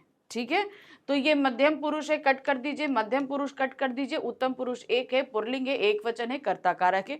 क्यों, क्योंकि मैं ही हूं तो मैं ही कर्ता कारक रहूंगी, तो सही ऑप्शन आपका हो गया पहला वाला। अब आ गए प्रश्न संख्या 6 पर। प्रश्न संख्या 6 में हमारे पास में 5 अलंकार आधारित प्रश्न दिए गए हैं। कितने हैं, 5 अलंकार आधारित हमारे पास प्रश्न है। 4 प्रश्नों के उत्तर हमको देने हैं, 4 मार्क्स मिलेंगे, 1 नंबर का 1 प्रश्न रहेगा। ठीक है, देखिए निर्देशानुसार अलंकार पर आधारित 5 बहुविकल्पीय प्रश्नों में से किन्हीं 4 के उत्तर देने हैं। ऑप्शन देखिए यहाँ पर नंबर 1 है हमारे पास में क्वेश्चन, निम्नलिखित काव्य पंक्तियों में अलंकार है। चारु चंद्र की चंचल किरणें खेल रही थी जल थल में, यहाँ पर क्या होगा, कौन सा अलंकार है, बहुत आसान है, ध्यान दीजिए। चा वर्ण की आवृत्ति हो रही है, चा चा चा, तो जहां पर भी एक ही वर्ण की आवृत्ति कई बार होती है वहां पर कौन सा अलंकार होता है, आपका होता है वहां पर अनुप्रास अलंकार। ठीक है, अब आप बोलोगे अरे मैम इसमें तो ऑप्शन ही नहीं है, अब क्या करें हम, चलिए तो मतलब अब हमें आगे काम करना पड़ेगा। ठीक है, चारु चंद्र की चंचल किरणें खेल रही थी जल थल में, यानी कि चंद्रमा की जो किरणें हैं वो क्या कर रही हैं, वो खेल रही हैं। खेलने का काम किसके द्वारा होता है, आप बताओ, खेलने का काम तो मानव द्वारा होता है, तो मानवीय लक्षण को क्या बता दिया, वो प्राकृतिक लक्षण में व्यक्त कर दिया। तो यहाँ पर कौन सा अलंकार हो गया, जल्दी से बताइए। जहां पर जड़ पर चेतन की जो संभावना व्यक्त की जाती है कौन सा अलंकार होता है, वहां पर मानवीयकरण अलंकार होता है। अब देखिए यहाँ पर एक ऐसी क्वेश्चन आया जो मैं आपको काफी अच्छे से बता सकती हूँ। ये कमेंट्स भी मेरे पास आए हैं इस ऐसे क्वेश्चंस को लेकर कि मैम जहां कहीं पर अगर दो अलंकार हैं तो उस कंडीशन में हम क्या करें। तो उस कंडीशन में डरने की आपको जरूरत नहीं है कि हम क्या करें। तो उस कंडीशन में आपको करना सिर्फ एक काम है, जो आपके प्राइमरी अलंकार होते हैं यानी कि मोस्टली जो है आपके शब्द अलंकार का जो भेद होते हैं, जिनमें आपका रहता है अनुप्रास अलंकार और दूसरा रहता है आपका पुनरुक्ति प्रकाश अलंकार। ये दो अलंकार अगर कहीं है और इनके साथ अगर दूसरा कोई अलंकार दिया गया है, कोई भी है, रूपक है, उपमा है, उत्प्रेक्षा है, मानवीयकरण है, अतिशयोक्ति है, कोई भी अलंकार है, तो आप उपमा को दरकिनार को मानवीयकरण अनुप्रास अलंकार को आप अलग कर दोगे, पुनरुक्ति अलंकार को अलग कर दोगे। फिर उसके बाद दूसरा जो ऑप्शन आ रहा है उस पर आप टिक करोगे। ठीक है, हमेशा जब भी एक ही पंक्ति में दो अलंकार, मोस्टली हम ये जो उदाहरण लेते हैं ये उदाहरण हम अनुप्रास अलंकार में ही लेते हैं, लेकिन अनुप्रास अलंकार दिया तो गया लेकिन वो हमारे पास ऑप्शन में नहीं था, तो इसलिए हमने वहां पर दूसरे अलंकार को खोजने की कवायद शुरू करी और हमने दूसरा अलंकार खोज भी लिया, वो था मानवीयकरण अलंकार। तो ये आपको अपनी सहज बुद्धि के साथ पेपर में आए प्रश्नों को हल करना है। नेक्स्ट देखिए क्या है, निम्नलिखित पंक्ति में अलंकार बताइए। उषा सुनहरे तीर बरसाती जय लक्ष्मी सी उदित हुई। ठीक है, अब यहां पर भी दो अलंकार हैं। कौन कौन से अलंकार हैं चलिए देखते हैं। उषा सुनहरे तीर बरसाती, दूसरा है जय लक्ष्मी सी उदित हुई। तो पहला तो यहां पर आप देख रहे हो, एक जो हमको देखने से ही पता चल रहा है वो है उपमा अलंकार, जहां पर लक्ष्मी सी आ रहा है। उपमा अलंकार पहला अलंकार है। दूसरा अलंकार हमारे पास पहली पंक्ति में है, उषा सुनहरे तीर बरसाती। उषा का तात्पर्य क्या हो गया, सूर्योदय से पहले का जो समय काल होता है उसको उषा कहा जाता है। उषा क्या है, वो सुनहरे तीर बरसाते। अब तीर बरसाने का काम किसका है, मानवों का है, तो वहां पर आपका क्या हो जाएगा उषा, जबकि प्राकृतिक है तो प्रकृति का हम यानी कि जड़ का किसमें, चेतन में लक्षण व्यक्त कर रहे हैं, तो यहाँ पर मानवीयकरण अलंकार। तो दो अलंकार हुए ना, तो यहाँ पर अब हम कौन सा अलंकार करेंगे, क्योंकि ऑप्शन में दोनों दिए हैं, मानवीयकरण भी दिया है, उपमा भी दिया है। तो इस कंडीशन में हम क्या देंगे, इस कंडीशन में जो हमारे पास में पहली पंक्ति में अलंकार दिया गया है हम उसको मानेंगे। दो पंक्तियों में अलग अलग अलंकार है, इसमें मानवीयकरण है और इसमें उपमा अलंकार दिया गया है, लेकिन पहला अलंकार कौन सा आ रहा है, पहला अलंकार मानवीयकरण अलंकार है, इसलिए हम मानवीयकरण अलंकार को यहां पर टिक मार्क करेंगे। ठीक, नेक्स्ट है, निम्नलिखित पंक्ति में अलंकार बताइए। फिर से हमारे पास अलंकार आया है, देखिए क्या है, उषा सुनहरे तीर बरसाती जय लक्ष्मी सी उदित हुई। इसमें भी सेम वही ऑप्शन दिया गया है। ठीक है, अब पहले वाले में हमने मानवीयकरण किया था, इसमें भी हमारा मानवीयकरण ही ले रहेगा। ठीक है, क्यों, आप देखो ये क्वेश्चंस ऐसे हैं कि इनको आपको ध्यान देना है। जब दो पंक्तियां, अभी मैंने तो आपको इससे पहले वाले प्रश्न में ये बताया कि जब अनुप्रास अलंकार और मानवीयकरण अलंकार था तो हमने अनुप्रास को किनारे कर दिया, मानवीयकरण को, उसमें तो चलिए ऑप्शन ही हमारे पास नहीं था, लेकिन यहाँ पर तो दोनों अलंकारों के ऑप्शन दिए गए हैं। तो इस कंडीशन में हम क्या करें, उस कंडीशन में आपको सिंपल जो मैं बोल रही हूँ वही काम करना है। पहली पंक्ति में कौन सा अलंकार है और दूसरी पंक्ति में कौन सा है, पहली पंक्ति में जो अलंकार आएगा उसे आप मान कर रखना, दूसरी पंक्ति वाला अलग कर देना। तो ये कंडीशंस ऐसी कुछ आ रही हैं आपके सामने। नेक्स्ट है, हनुमान की पूछ में लगन न पाई आग, लंका सिगरी जल गई गए निशाचर भाग। तो अब यहाँ पर कौन सा अलंकार है, कितनी बार बता चुकी हूँ, हनुमान जी की यहाँ पर विशेषता प्रकट करते करते जो है वो मानवीय सीमाओं का उल्लंघन कर दिया कि उनकी पूंछ में आग भी नहीं लग पाई और पूरी लंका जल गई। हाउ इज इट पॉसिबल भाई, जब तक आग नहीं लगेगी लंका कहाँ से जलेगी। तो इसलिए यहाँ पर अलंकार कौन सा हुआ आपका, अतिशयोक्ति अलंकार। कौन सा अलंकार है, अतिशयोक्ति, यानी कि बढ़ा चढ़ाकर कहा गया है। नंबर फिफ्थ अलंकार है, बीच में अलसी हटीली देह की पतली कमर की है लचीली। पंक्ति में कौन सा अलंकार है, क्या है, अलसी हटीली। अलसी कौन है, अलसी का पौधा आता है, ठीक है, कैसे वो एक बीज होता है उसको अलसी कहते हैं। देह की पतली यानी उसका शरीर कितना है, दुबला पतला है। कमर की लचीली है क्योंकि वो हवा के झोंके से बार बार डोल जा रही है, पतली सी होता है उसका पेड़। तो अब यहाँ पर अलसी क्या है, वो तो एक पेड़ है और उसे एक युवती के साथ, दुबली पतली सुंदर सी युवती के साथ कंपेयर कर दिया। तो यहाँ पर कौन सा अलंकार होगा, ऑप्शन देखिए, अनुप्रास, मानवीय, रूपक या उत्प्रेक्षा। तो जाहिर सी बात है कि यहाँ पर अलंकार आपका रहेगा मानवीयकरण अलंकार, क्योंकि भाई वो तो प्राकृतिक है, अलसी क्या होता है, वो तो पौधा है ना, और उसे एक युवती के शरीर की तरह कंपेयर कर दिया गया है, तो इसलिए ये क्या हो जाएगा, हठीली। हठीली, हठीली कौन होता है, जो जिद पे होता है, अपने हट पर आ जाता है, उसको कहते हैं युवती। तो यहाँ पर क्या हुआ, हमने जड़ का चेतन से कंपेयर किया है, इसलिए यहाँ पर होगा ये मानवीकरण अलंकार। तो यहाँ पर मानवीय आपके अलंकार यानी कि व्याकरण के भी चारों ऑप्शंस खत्म हो गए। अब हम कहाँ पर आ गए हैं, अब हम आ गए प्रश्न संख्या 7 पर। प्रश्न संख्या 7 में हमको क्या करना है, प्रश्न संख्या 7 में हमारे सामने हमारी बुक क्षितिज भाग 2 के गद्य खंड का एक गद्यांश रखा गया है, इसे हमें पढ़ना है। इस पर आधारित 5 बहुविकल्पीय प्रश्न पूछे गए हैं, पांचों प्रश्न को हमें करना है, कोई ऑप्शन नहीं है, और एक क्वेश्चन के लिए हमें एक आंसर मिलेगा। पहले अनुच्छेद पढ़ना पड़ेगा, अनुच्छेद को ध्यान पूर्वक पढ़कर निम्नलिखित प्रश्नों के उत्तर दीजिए। तो समझ में आ गया, क्षितिज बुक से है हमारे पास में। जीप कस्बा छोड़कर आगे बढ़ गई, तब भी हालदार साहब इस मूर्ति के बारे में ही सोचते रहे और अंत में इस निष्कर्ष पर पहुंचे कि कुल मिलाकर कस्बे के नागरिकों का यह प्रयास सराहनीय ही कहा जाना चाहिए। महत्व मूर्ति के रंग रूप या कद का नहीं था, उस भावना का है, वरना तो देशभक्ति भी आजकल मजाक की चीज होती जा रही है। दूसरी बार जब हालदार साहब उधर से गुजरे तो उन्हें मूर्ति में कुछ अंतर दिखाई दिया, ध्यान से देखा तो पाया चश्मा दूसरा था। तो अध्याय कौन सा है, नेताजी का चश्मा। नेताजी के चश्मे से यहाँ पर ये एक गद्यांश लिया गया है। गद्यांश हमारा पढ़ा हुआ है, पहले भी पढ़ा हुआ है, अब भी पढ़ लिया। अब इस पर आधारित है हमारे पास 5 बहुविकल्पीय प्रश्न।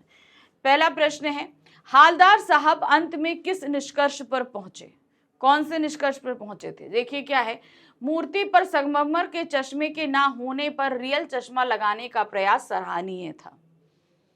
दूसरा आते हैं, चौराहे पर मूर्ति का लगाना कस्बे के नागरिकों का ठीक प्रयास नहीं था। तीसरा है, चौराहे पर लगी मूर्ति बेहद सुंदर लग रही थी। चौथा है, मूर्ति पर लगा चश्मा उपयुक्त नहीं लग रहा था। तो कौन से निष्कर्ष पे पहुंचे थे एंड में, वो है कि मूर्ति पर संगमरमर के चश्मे के ना होने का पर रियल चश्मा लगाने का प्रयास सराहनीय है। तो विकल्प 1 हमारा यहाँ सही। ध्यान रखिए कि पैराग्राफ में ऑलरेडी इसका आंसर दिया गया है, अगर घुमा फिरा के भी क्वेश्चन पूछा जा रहा है, घुमा फिरा कर भी आंसर दिया जा रहा है, तो आपको सिर्फ उसे देखना है ध्यान से।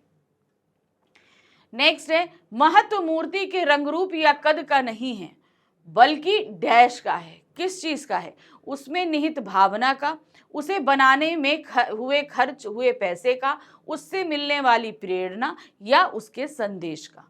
तो महत्व मूर्ति के रंग रूप या कद का नहीं, बल्कि उसमें निहित भावना का है, यानी किस भावना से ये मूर्ति बनाकर प्रेजेंट की गई है, इसका ज्यादा महत्व है। तीसरा प्रश्न है, देशभक्ति आजकल होती जा रही है, क्या होती जा रही है, दुर्लभ, राजनीति, मजाक की चीज या दिखावा।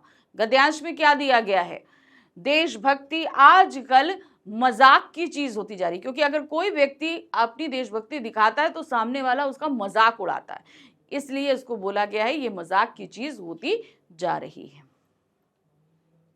प्रश्न संख्या 4 है, दूसरी बार हालदार साहब ने मूर्ति में क्या अंतर पाया। भाई पहली बार देखा तो था, फिर जब दूसरी बार गए तो फिर चेंज। भाई एक बार तो उन्होंने देखा कि नेताजी ने जो चश्मा लगाया वो उनका चश्मा नहीं है, वो कोई अलग से लगाया गया चश्मा है। जब दूसरी बार निकले तो क्या देखा था उन्होंने, मूर्ति थोड़ी टूट गई, इनमें से कोई नहीं, मूर्ति का रंग उतर गया है, मूर्ति का चश्मा दूसरा है। तो यानी कि पहले दूसरा चश्मा था और बाद में जब उन्होंने दूसरी बार देखा तो क्या था, वो चश्मा दूसरा था। ये चीज बदलाव उन्हें थोड़ा सा अलग लगा, फर्क लगा था उन्हें। प्रश्न संख्या 5 है, वाह भाई क्या आइडिया है, हालदार साहब ने ऐसा क्यों कहा। अब ये लाइन उन्होंने क्यों कही थी, वाह भाई क्या आइडिया है, ये कहा क्यों। मूर्ति कपड़े नहीं बदल सकती पर चश्मा तो बदल सकती है। मूर्ति के कपड़े बदलना सरल नहीं है पर चश्मा बदलना बहुत आसान है। जब मूर्ति के कपड़े बदले जा सकते हैं तो चश्मा क्यों नहीं। मूर्ति का रंग रूप नहीं बदला जा सकता पर चश्मा बदला जा सकता है। तो सीधे सीधे यार क्या था कि वाह भाई क्या आइडिया है, मूर्ति कपड़े नहीं बदल सकती पर चश्मा तो बदल ही सकती है, क्योंकि बार बार उस मूर्ति में अलग अलग तरह का चश्मा आ रहा था, तो इसीलिए उन्होंने ये बात कही थी। अब क्या है, गद्य पाठों के आधार पर निम्नलिखित दो बहुविकल्पीय प्रश्नों के सर्वाधिक उपयुक्त विकल्प चुनकर लिखिए। तो अब हमारा जो गद्य खंड है क्षितिज का ना, उसके गद्य खंड के जो हमारे पास 6 अध्याय हैं, उन 6 अध्यायों में से आपके सामने कितने प्रश्न रखे गए हैं? आपके सामने 2 प्रश्न, सारे पाठों में से सिर्फ 2 प्रश्न रखे गए। इन दोनों ही प्रश्नों को हमें क्या करना है, ध्यान से देखकर और दोनों के उत्तर देने हैं।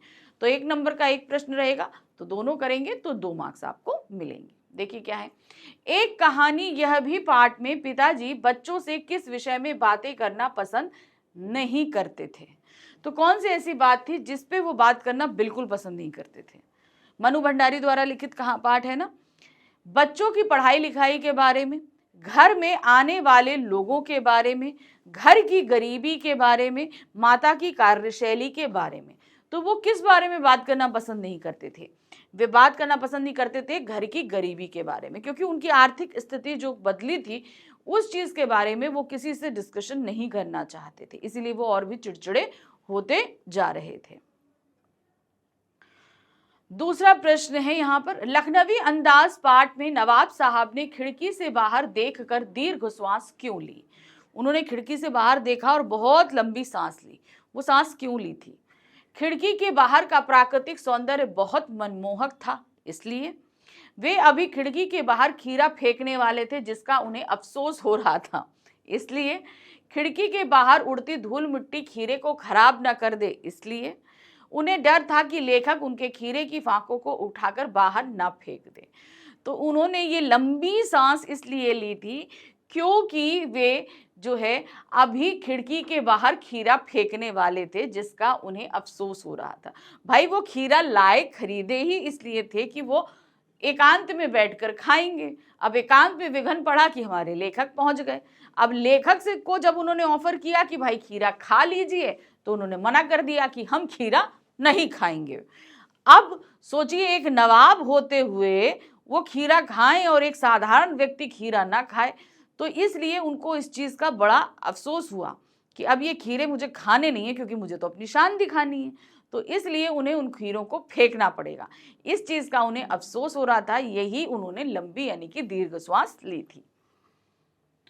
अब आ गए हम प्रश्न संख्या 9 पर। प्रश्न संख्या 9 में क्या है, देखिए यहां पर हमारे सामने जो है वो हमारे कौन से पाठ का लिया गया है, हमारे जो काव्य खंड है, उन काव्य खंडों में जितनी भी कविताएं और पद ये दिए गए उनमें से एक काव्यांश हमारे सामने रखा जाएगा। उस काव्यांश को हमें पढ़ना है और पढ़कर सही उत्तर निकालने हैं 5 प्रश्नों के। ठीक है, तो ये 5 प्रश्न रहेंगे आपके 5 मार्क्स के और एक क्वेश्चन के लिए मिलेगा 1 नंबर। ठीक है, विहेसी लखन बोले मृदुबानी अहो महुषी महाभट्ट मानी, पुनि पुनि मोहि दिखाए कुठारा, चाहत उड़ाए फूक पहारू, इहा कुंभा बतिया कोहू नाही, जे तर्जनी देखी मरी जाही, देख कुठार सरासन बाना, मैं कचुकहा सहित अभिमाना, भृगुसुत समझेहूँ जनेऊ विलोकी, जो कुछ कहूँ सो सिर रोकी, सुर महिसुर हरिजन अरुगाई, हमरे कुल इह पर ना सुराई, बधे पापु अप रही कीर्ति, मारतों पर परहि तुम्हारे, कोटि कुलस सम वचन तुम्हारे, व्यर्थ धरो उ धनु बाण कुठारा। तो अब यहाँ पर परशुराम जी और लक्ष्मण जी के बीच में जो संवाद चल रहा है उसमें लक्ष्मण जी बोल रहे हैं, क्या बोल रहे हैं कि बोले मृदुबानी, यानी कि जो है मुस्कुराते हुए लक्ष्मण जी क्या बोले, अहो मुनुषी महाभट्ट मानी, हमने आपको बहुत बड़ा अभिमानी मान लिया है, आप बार बार मुझे कुठारा देखकर डराना चाहते हैं, आप कुठार दिखाकर यहाँ पर जो है मुझे डराना चाह रहे हैं, आप जो है फूंक मार के पहाड़ को उड़ाने का प्रयास कर रहे हैं। यहाँ कुंभावतियां कोई नहीं, अर्थात नाजुक सा फल यहाँ पर कोई नहीं है जो तर्जनी देखकर डर जाएगा। देख कुठारा, मैं कहूँ सहित अभिमाना, मैं कुछ भी जो है वो नहीं कह रहा हूं। भृगुसुत समझे जनेऊ विलोकी, क्योंकि आपको जनेऊ विलोकी अर्थात मैं आपको ब्राह्मण समझता हूं, इसलिए मैं आपका मान रखते हुए सारी बातों को कह रहा हूं। जो कुछ कहूं सहो सिर रोकी, यानी कि जो कुछ भी कह रहा हूं मैं बहुत समझ कर और अपने गुस्से को रोक कर कह रहा हूं। सुर महिसुर हरिजन हरि गाएं, यानी कि सुर अर्थात देवता और यहाँ पर महिसुर अर्थात जो है ब्राह्मण, सॉरी क्या कहते हैं आपका, महिसुर मतलब ब्राह्मण, हरिजन मतलब जो मेहनत का काम करते हैं किसान, और गाय, इन सभी पर हमारे कुल में किसी भी तरीके से हाथ उठाना गलत माना जाता है, क्योंकि अगर हम इन पर हाथ उठाते हैं, इनका वध करते हैं तो हमें पाप लगता है, और इनसे अगर हम हार जाते हैं तो हमारी अपकीर्ति होती है। वधे पापु, हाँ, मारतु परे तुम्हारे कोटि कुलस सम वचन तुम्हारे, यानी कि आपके वचन ही जो हैं वो बहुत ही कठोर हैं। आपने बेकार ही धनुष बाणों को धारण कर रखा है, आपके वचन ही बाणों का काम करते हैं। तो ये रहा हमारा कहाँ से, राम लक्ष्मण परशुराम संवाद से। हमने अच्छे से पढ़ लिया है, इसे पढ़ा है ना, पूरी अच्छी तरीके से पढ़ा हुआ है और समझा हुआ है। अब इस पर आधारित आ जाते हैं 5 बहुविकल्पीय प्रश्नों पर। पहला प्रश्न है, लक्ष्मण ने परशुराम को क्या कहा है? लक्ष्मण परशुराम को क्या कह रहे हैं?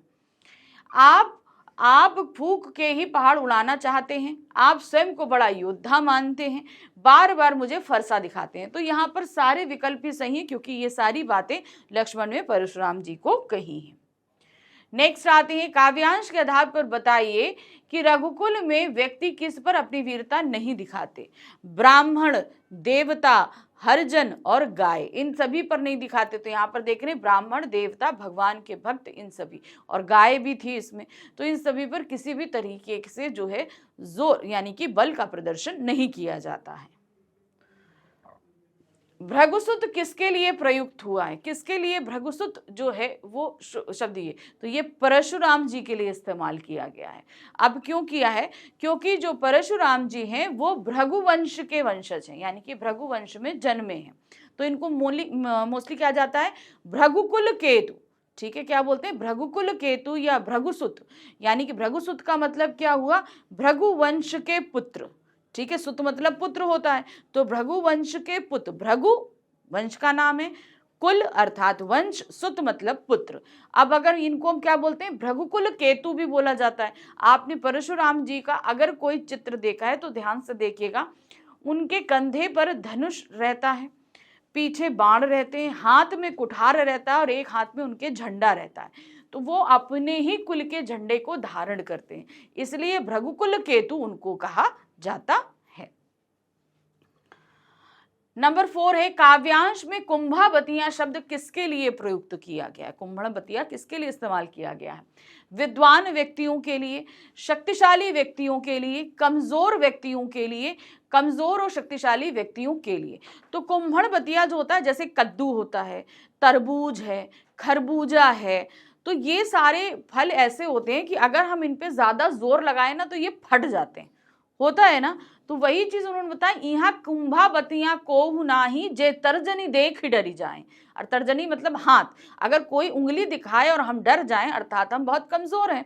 तो वही चीज बोला गया यहाँ पर, कुंभावतिया जो है उस बहुत नाजुक फल के लिए बोला जाता है।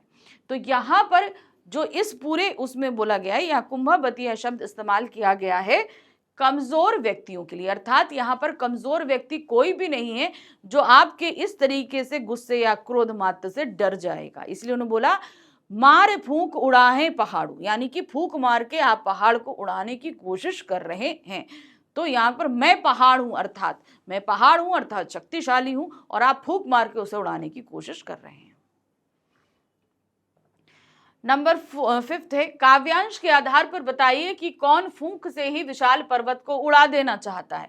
विश्वामित्र, राम, लक्ष्मण या परशुराम? तो कौन उड़ाना चाहता है? सीधी सी बात है कि वहां पर परशुराम जी हैं, वो फूंक मार के पहाड़ को उड़ाना चाहते हैं, क्योंकि वो सिर्फ अपने क्रोध मार्ग को दिखाकर ये चाहते हैं कि जो कोई भी अपराधी है वो अपने जुर्म को खुद कबूल कर ले। इसीलिए वो पूरी सभा में उपस्थित हुए थे और सबको डरा भी रहे थे। अब आ गए प्रश्न संख्या 10 पे। तो ये हमारे खंड आ का आखिरी प्रश्न है और बहुविकल्पियों का भी आखिरी प्रश्न है।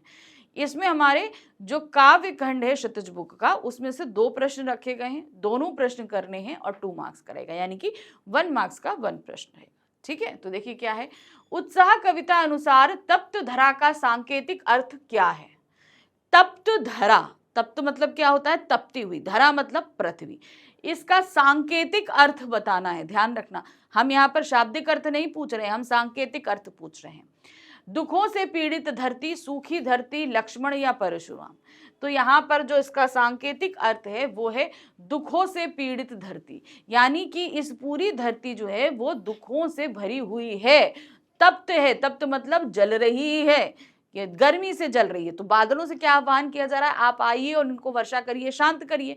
आप बादल क्या है? वो क्रांति का प्रतीक है, क्रांति होगी तो बदलाव होगा, तो जो दुखित लोग हैं उनके दुख दूर हो जाएंगे। नेक्स्ट क्वेश्चन है, संगतकार कविता के अनुसार संगतकार की आवाज में सुनाई देने वाली उसकी विफलता को नहीं मानना चाहिए, यानी कि उसकी आवाज में क्या चीज सुनाई दे रही है जो उसकी विफलता हमें नहीं माननी चाहिए। तो उसकी आवाज में क्या चीज थी?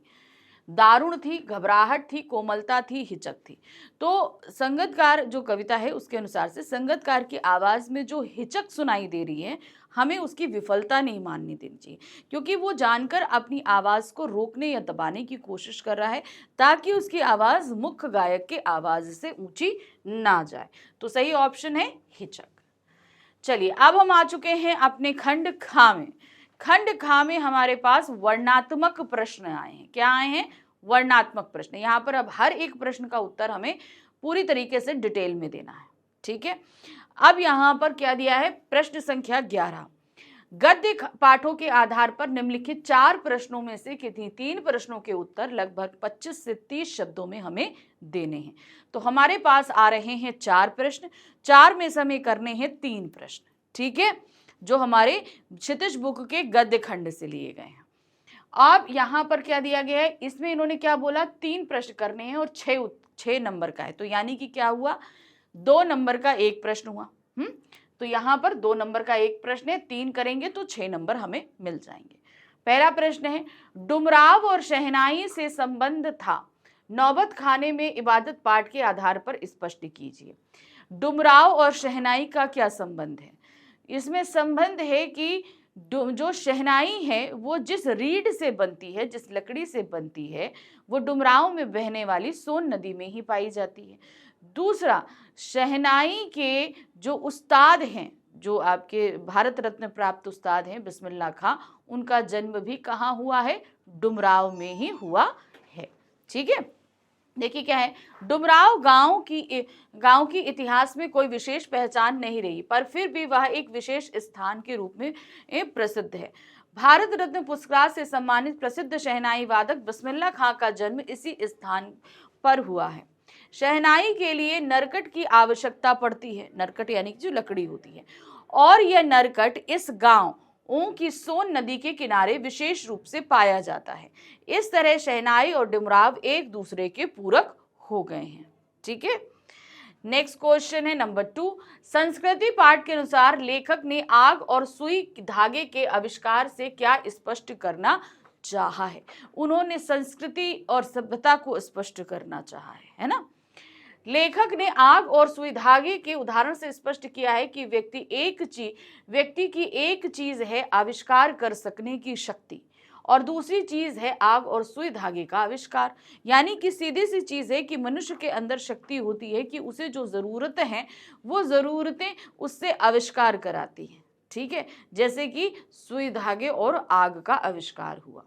जिस योग्यता, प्रवृत्ति या प्रेरणा के बल पर आग का और सुई धागे का आविष्कार हुआ वह व्यक्ति विशेष की संस्कृति, और जिस चीज का आविष्कार हुआ वह सभ्यता। तो ठीक है, जिस प्रेरणा से हमें जरूरत जो हुई, जो प्रेरणा हमें मिल रही है वो हमारी संस्कृति है, और फिर जिस चीज का आविष्कार हो गया और आगे चल के उसका इस्तेमाल किया जाएगा वो सभ्यता है।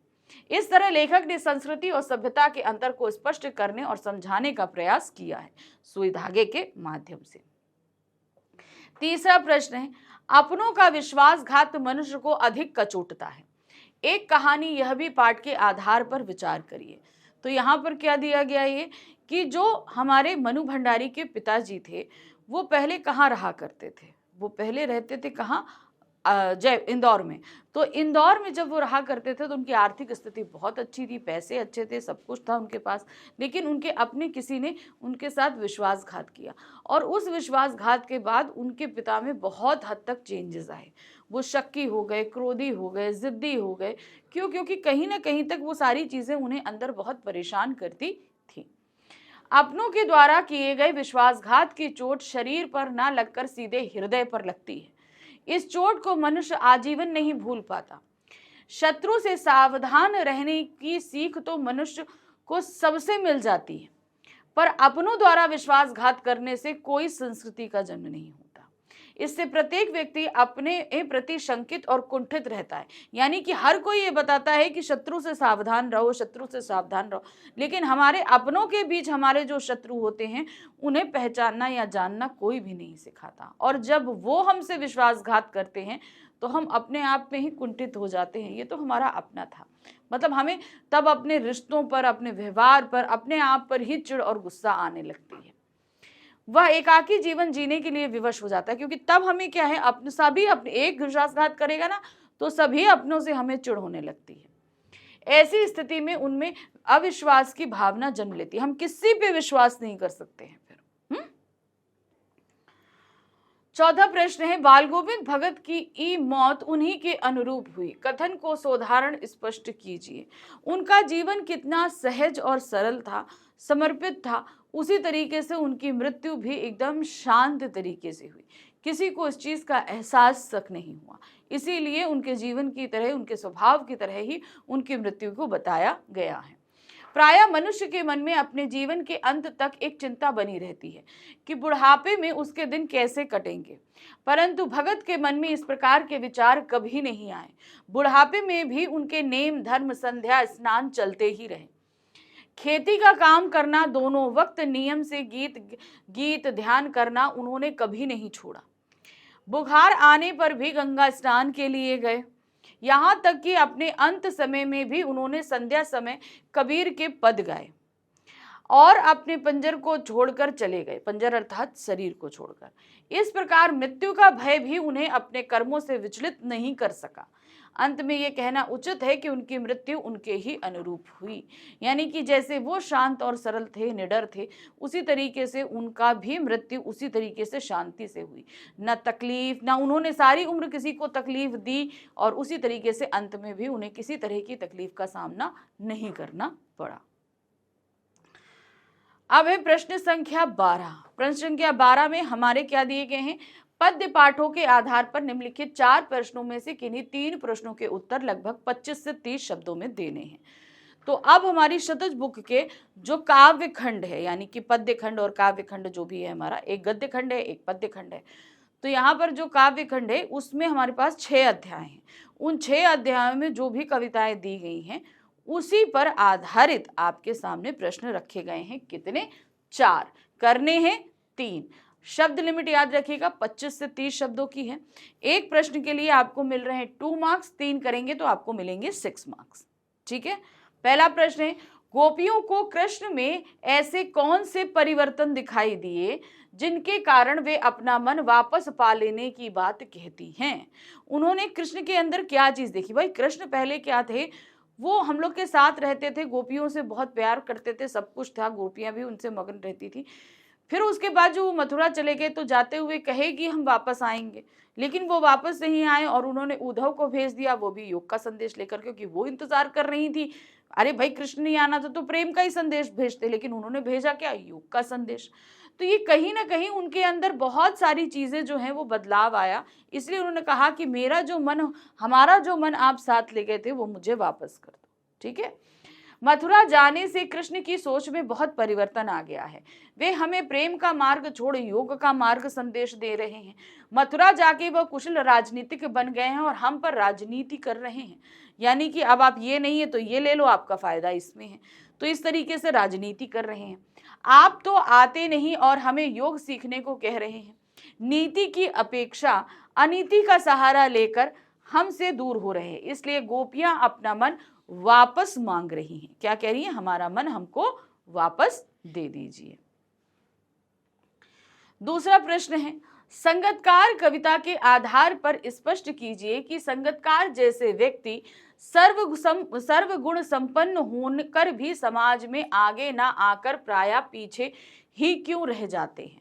अब आपको बताना, जैसे संगतकार में, इस कविता में क्या था, जो संगतकार था उसका गायन अच्छा था, कोमल था, मधुर था, सब कुछ था, लेकिन तब भी वो जो है वो आगे नहीं आ पाते हैं। ऐसे बहुत सारी फील्ड में बहुत तरीके के संगतकार होते हैं, तो इनके साथ ऐसा क्यों होता है। संगतकार प्रवृत्ति के लोग छल प्रपंच से दूर रहते हैं। छल प्रपंच यानी कि इसको किसी तरीके से हराओ तो हम आगे निकल जाएं, तो उस तरह की मेंटलिटी उन लोग की नहीं होती है। श्रद्धा के धनी होते हैं, वह मुख्य कलाकार के सहयोगी होते हैं। अपने प्रति विश्वास को खत्म नहीं करना चाहते, मुख्य कलाकार को धोखा देना अपनी प्रवृत्ति के अनुसार पाप समझते हैं। तो मन की शुद्धि में हमने अगर एक गलत भी किया तो वो हमारे लिए पाप है, तो इस प्रवृत्ति के लोग होते हैं ये। अपने मुख्य कलाकार के साथ छल प्रपंच करके आगे निकलना अनुचित समझते हैं। वे अपनी परोपकार और त्याग की भावना के कारण पीछे ही बने रहते हैं। संगतकार जैसे लोगों से ही समाज में परोपकार की भावना जागृत होती है। यह अपने मुख्य गायक का साथ निस्वार्थ भाव से देते हैं।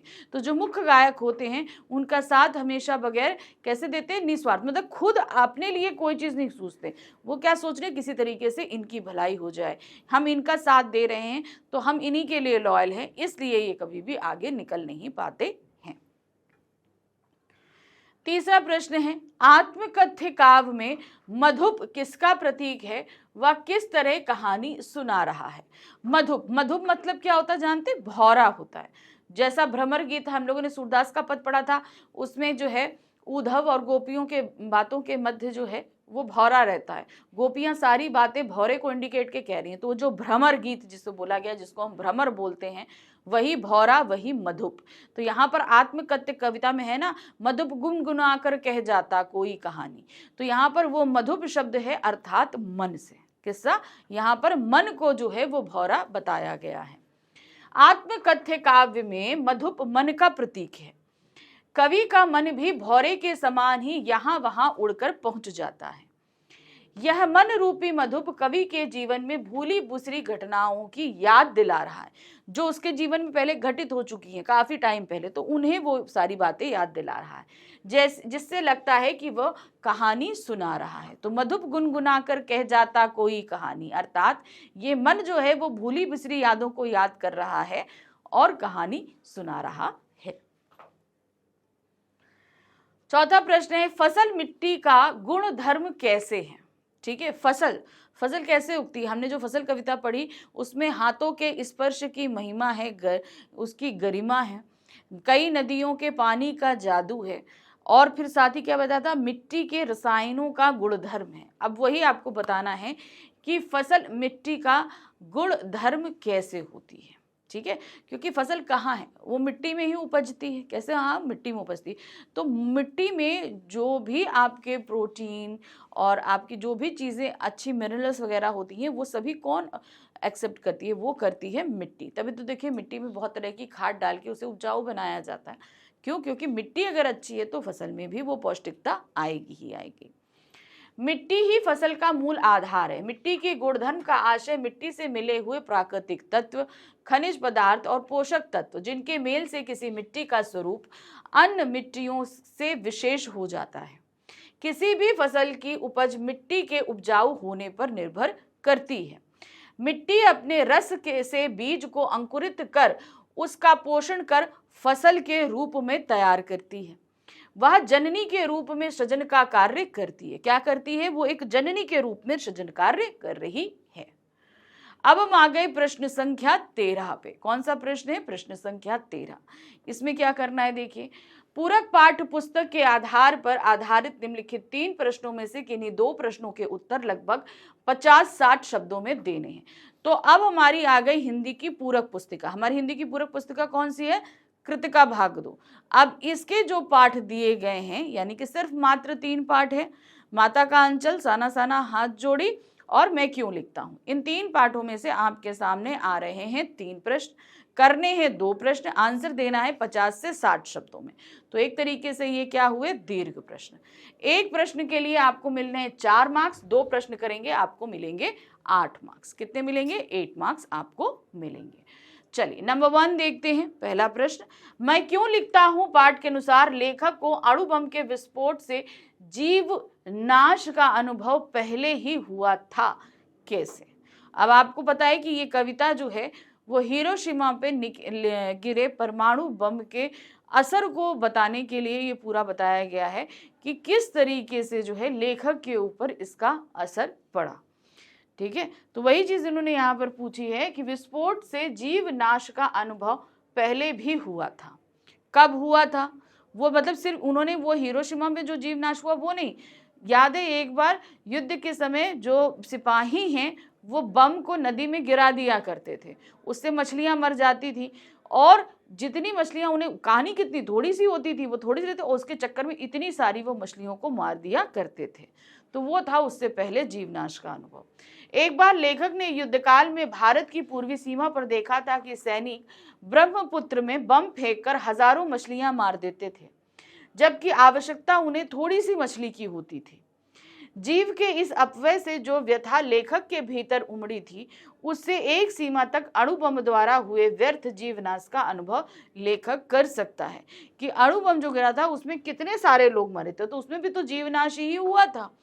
तो इस तरीके से जैसे इतनी सारी मछलियां मरी थी, वैसे इतने सारे लोगों को भी मार दिया गया था। दूसरा प्रश्न है, देश की सीमा पर बैठे फौजी किस तरह की कठिनाइयों से जूझते हैं, उनके प्रति हमारा क्या उत्तरदायित्व होना चाहिए? ठीक है, तो जो सीमा पर बैठे रहते हैं वो क्या झेलते हैं और हमारा उत्तरदायित्व कहाँ होना चाहिए? तो चैप्टर है साना साना हाथ जोड़ी, उससे लिया गया है ये क्वेश्चन।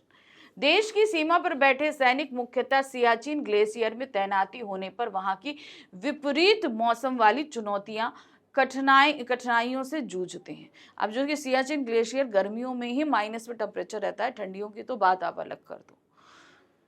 इस प्रकार की चुनौतीपूर्ण परिस्थितियों में भी अपने स्थान पर डटे रहते हैं और हर एक परिस्थिति में देश की रक्षा के लिए तत्पर रहते हैं। जितनी भी, बस हमको क्या है, हमें अपने देश की रक्षा करनी, किसी तरीके से इस देश में कोई भी बाहरी आक्रमण नहीं हो, कि यहाँ पर रहने वाले लोगों को कोई नुकसान ना हो, ये एक उनके अंदर चिंता रहती है और इसलिए वो मुस्तैदी से अपने काम में लगे रहते हैं। वे देश की रक्षा करते हैं और इसी कारण से देश के भीतर हम पूर्णतः सुरक्षित एवं शांतिपूर्ण जीवन व्यतीत कर पाते हैं। इसीलिए उनके प्रति हमारा काफी दायित्व बनता है। जिस प्रकार से वे हमारे देश एवं हमारी सुरक्षा में तत्पर रहते हैं, उसी प्रकार से हमें भी उनकी मदद के लिए तत्पर रहना चाहिए और देश के प्रति अपने कर्तव्यों को ईमानदारी एवं तत्परता से निभाना चाहिए। तो जैसे सैनिक अपने काम के लिए लॉयल रहते हैं, उसी तरीके से हमें भी अपने काम के प्रति लॉयल रहना चाहिए। प्रश्न संख्या 3 है, माता का अंचल पाठ में बच्चों की जो दुनिया रची गई है वह आपके बचपन की दुनिया से किस तरह भिन्न है? तो आपको बताना है कि वो जिस तरीके से बच्चे खेल रहे हैं, भोलानाथ और उनके फ्रेंड्स खेल रहे हैं, अब आपको बताना है कि आपकी दुनिया बचपन की उनसे किस तरीके से भिन्न रही है। भाई देखिए, हमारे खेल कूदने के जो तरीके हैं वो हम शहरी वातावरण में रहे, वो ग्रामीण वातावरण में हैं।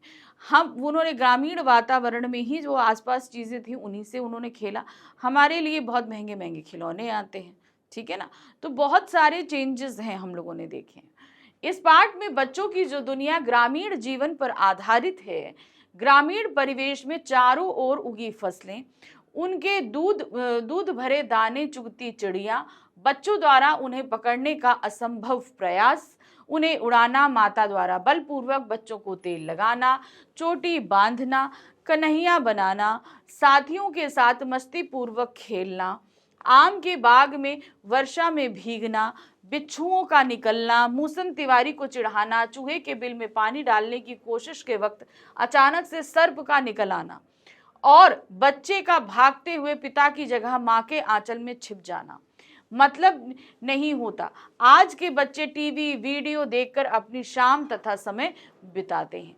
तो जहाँ पर जो बच्चे थे हमारे पाठ में, उन लोगों ने जो भी है वो नेचुरल चीज़ों से उन्होंने सारी चीज़ें अपनी खेली थी, लेकिन आजकल के बच्चे तकनीकी यानी गैजेट्स में अपना समय व्यतीत करते हैं। आज छोटी से उम्र में बच्चों को उस उम्र में जब उन्हें अपने माता पिता के साथ वक्त बिताना चाहिए, अपने नन्हे साथियों के साथ खेलना चाहिए, उन्हें उस उम्र में स्कूल में धकेल दिया जाता है। बच्चे cricket, volleyball, computer game, video game, ludo आदि खेलते हैं। जिस धूल में खेलकर ग्रामीण बच्चे बड़े होते हैं तथा मजबूत बनते हैं, उससे इन बच्चों का कोई मतलब नहीं होता। आज बच्चे टीवी वीडियो देखकर अपनी शाम तथा समय बिताते हैं। तो इस तरीके से उनका समय बीतता है। अब हम आ गए प्रश्न संख्या 14 पे। प्रश्न संख्या 14 में हमारे सामने क्या दिए गए हैं?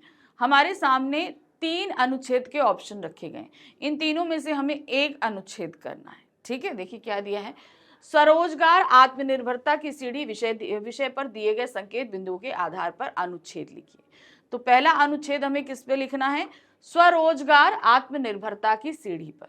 ठीक है, आपको संकेत बिंदु दिए। स्वरोजगार का अर्थ समय की मांग, युवा प्रतिभाओं को निखारने का मौका।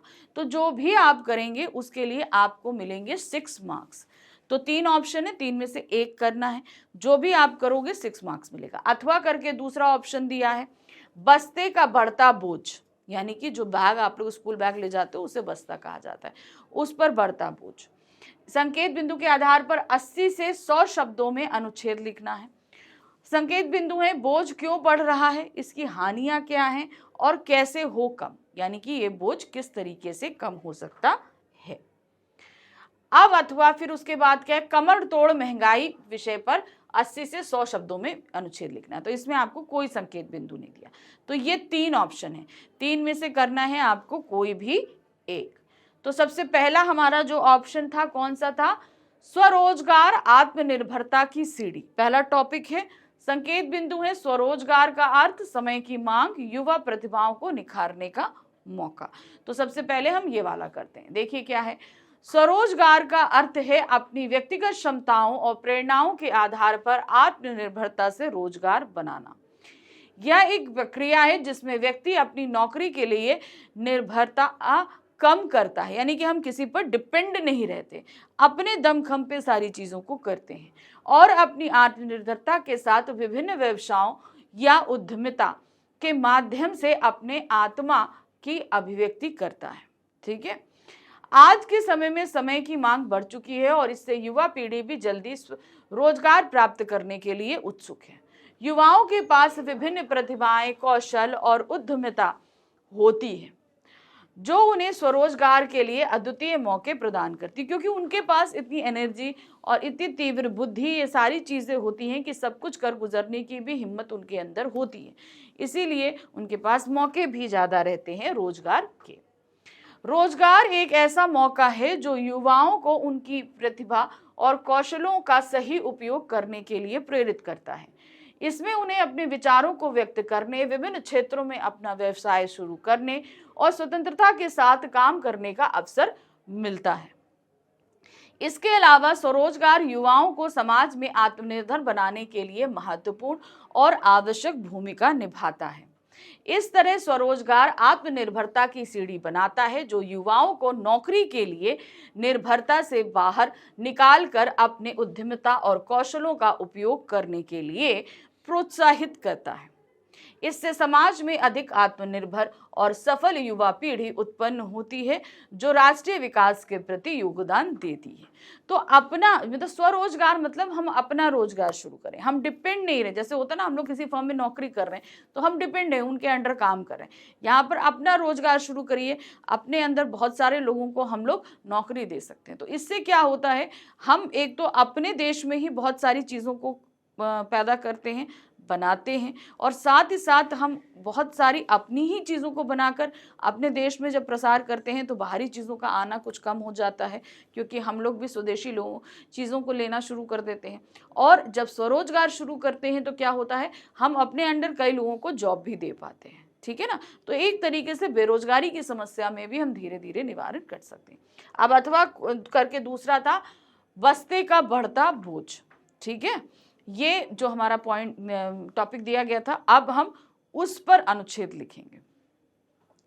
प्रतियोगिता और दिखावे के इस युग में माता पिता अपने बच्चों को जल्दी से जल्द स्कूल भेज देना चाहते हैं। अब तो प्ले स्कूल के पाठ्यक्रम को छोड़ दे तो नर्सरी कक्षा में ही पुस्तकों की संख्या विषयानुसार बढ़ने लगती है। बात सही है, छोटे छोटे बच्चों का मतलब इतने ज्यादा पढ़ाई होने लगी है कि हम क्या बताएं। एक एक विषय की कई कई पुस्तकें विद्यार्थियों के थैले में देखी जा सकती हैं, कुछ व्याकरण के नाम पर तो कुछ अभ्यास पुस्तिका के नाम पर। हद तो तब हो जाती है जब शब्दकोश तक बच्चों को विद्यालय ले जाने को देखा जाता है, यानी कि डिक्शनरी भी बच्चे स्कूल बैग में रख के ले जाते हैं। मतलब आपको इतना हद तक बस्ते पर बोझ डाल लिया जाता है। अभिभावकों को दिखाने के लिए पहली कक्षा से ही कंप्यूटर और सामान्य ज्ञान की पुस्तकें भी पाठ्यक्रम में लगवा दी जाती हैं, यानी कि कंप्यूटर और जीके की भी फर्स्ट क्लास से जो है वो पुस्तकें बच्चों को दे दी जाती हैं। अभिभावक समझता है कि उनका बच्चा पहली कक्षा से ही कंप्यूटर पढ़ने लगा, पर इन पुस्तकों के कारण बस्ते का बड़ा बोझ वह नजरअंदाज कर देता। उन्हें लगता है अरे मेरा बच्चा इतना इंटेलिजेंट है, कंप्यूटर पढ़ रहा है फर्स्ट क्लास से, लेकिन वो ये नहीं देख रहे कि बच्चे के बस्ते पर कितना हद तक बोझ पड़ रहा है। भारी भरकम बस्ता उठाए विद्यालय जाते छात्रों को देखना तो अच्छा लगता है, पर इस वजन को उठाते हुए उनकी कमर झुक जाती है। वे झुककर चलने को विवश रहते हैं। इससे कम उम्र में ही उन्हें रीढ़ की हड्डी में दर्द रहने की समस्या शुरू हो जाती है। शहरी खान पान में फास्ट फूड की अधिकता कोढ़ में खाज का काम करती है। कोढ़ हो जाए और उसमें खाज मतलब खुजली हो जाए। एक तो पहले बच्चों पे इतना बोझ है, उस पे से ये फास्ट फूड उन्हें पौष्टिकता देती ही नहीं है, तो शरीर कहाँ से मजबूत पड़े। पौष्टिकता मिल नहीं रहा और शरीर पे बोझ बहुत ज्यादा पड़ रहा है। इसका सीधा असर बच्चों के स्वास्थ्य पर पड़ता है और उन्हें अल्प आयु में ही चश्मा लग जाता है।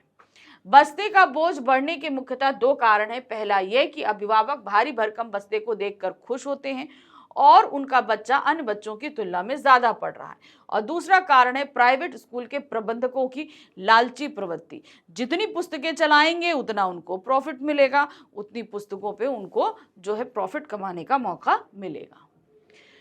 वे पाठ्यक्रम से अधिक पुस्तकें शामिल करवा देते हैं ताकि अभिभावकों से अधिक धन वसूल कर अपनी जेबें भर सकें।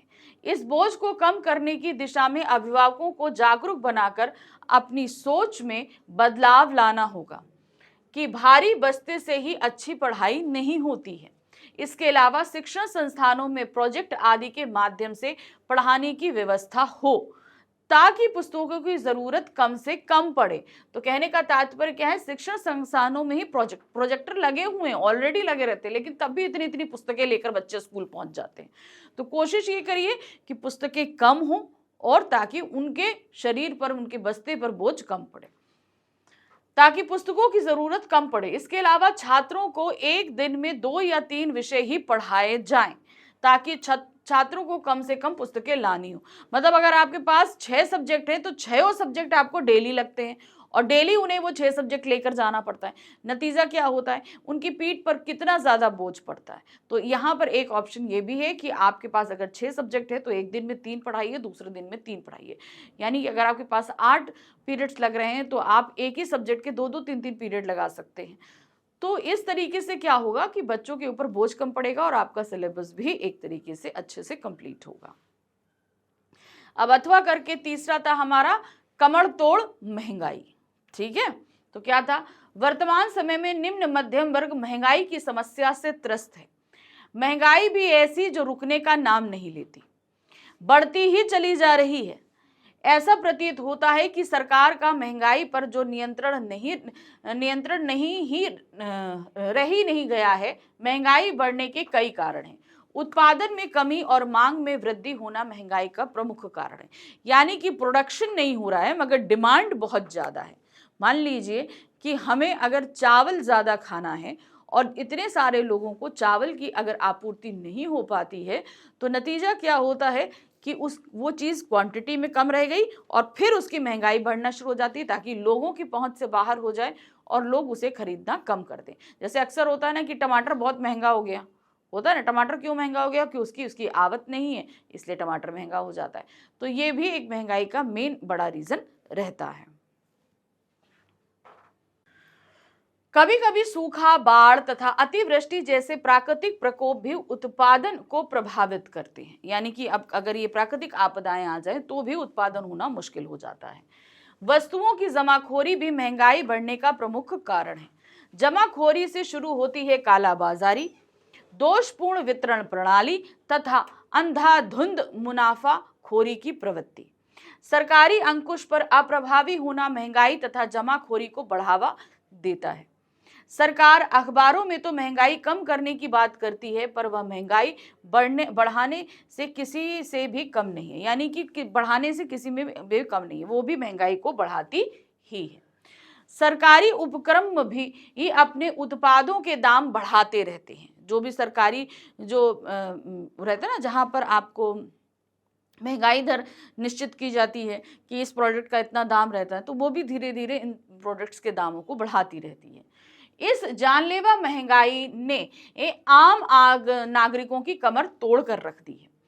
अब उसे 2 जून की रोटी जुटाना तक कठिन हो गया है। पौष्टिक आहार का मिलना तो और भी कठिन हो गया है। महंगाई बढ़ने का एक कारण यह भी है कि हमारी आवश्यकताएं तेजी से बढ़ती चली जा रही हैं। अपनी आवश्यकताओं की पूर्ति के लिए हम किसी भी दाम पर वस्तु खरीद लेते हैं। कोई भी दाम हमें मिले, हमें अपनी जरूरत है तो हम बस उसको खरीद लेना चाहते हैं। इससे जमाखोरी और महंगाई को बढ़ावा मिलता है। महंगाई को सामान्य व्यक्ति की आय के संदर्भ में देखा जाना चाहिए। महंगाई के लिए अंधाधुंध बढ़ती जनसंख्या भी उत्तरदायी है। इस पर भी नियंत्रण करना होगा। महंगाई ने आम आदमी की कमर तोड़ दी है। 80 से 100 रुपए किलो की दाल आम आदमी खरीद कर भला कैसे खा सकता है। यानी कि समझ लीजिए कि जो मजदूरी करने वाला व्यक्ति है वो कैसे इतनी महंगी दाल खरीद सकता है। सरकार को खाद्य महंगाई पर प्रभावी अंकुश लगाना परमावश्यक है, जिससे आम आदमी को राहत मिल सके। तो यहाँ पर हमारे 3 अनुच्छेद थे, तीनों अनुच्छेद किए। देखिए, अनुच्छेद मैं आपको बता देती हूँ कि ये इस तरीके से करना है, क्योंकि आप जितना पढ़ोगे आपके दिमाग में उतनी सारी चीज़ें आएंगी। इसलिए बेटा रीडिंग और राइटिंग, इन 2 चीज़ों की बहुत आपको कोशिश करनी है, क्योंकि अगर आपने कोशिश नहीं करी ना तो ये बहुत आगे चलकर नुकसानदेह होगी आपके लिए। पृष्ठ संख्या 15 है। यहाँ पर क्या दिया गया है, यहाँ पर हमारे सामने 2 पत्र आए हैं। इन दोनों में से एक पत्र को हमें करना है। जो भी आप पत्र करेंगे उसमें से आपको मिलेंगे 5 नंबर। ठीक है, कितने मिलेंगे? 5 मार्क्स। अपने क्षेत्र के सार्वजनिक पुस्तकालय खुलवाने की आवश्यकता समझाते हुए दिल्ली के शिक्षा मंत्री के नाम एक पत्र लिखिए। तो शिक्षा मंत्री को पत्र लिख रहे हैं तो सीधे सीधे क्या हो गया, एक औपचारिक पत्र है। ठीक है, अथवा करके दूसरा पत्र आया है। पटाखों से होने वाले प्रदूषण के प्रति ध्यान आकर्षित करते हुए अपने मित्र को पत्र लिखना है। अब पटाखों से जो प्रदूषण हो रहा है उसकी तरफ मित्र को पत्र है, तो ये क्या हुआ, एक अनौपचारिक पत्र हुआ। ठीक है, तो फॉर्मेट हम लोग को दोनों चीजों का पता है।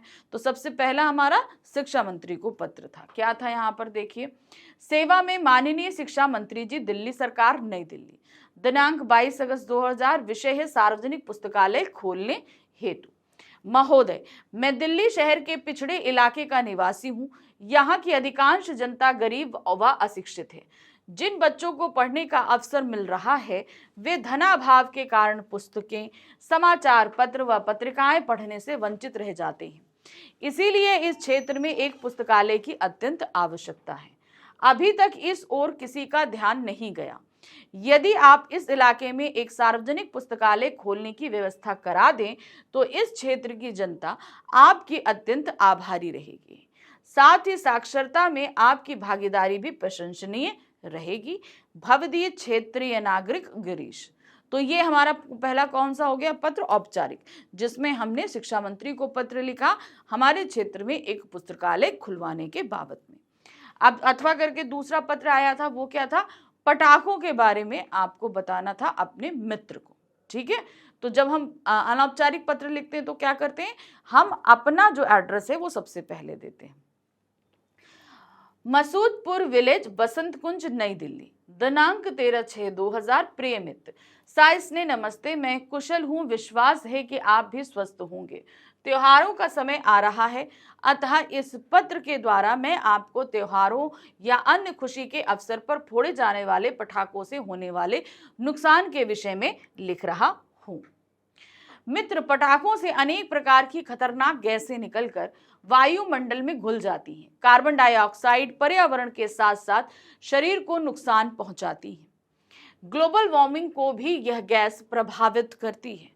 कार्बन मोनोऑक्साइड जहरीली गंधहीन गैस भी पटाखों से निकलती है, जो हृदय की मांसपेशियों को नुकसान पहुंचाती है।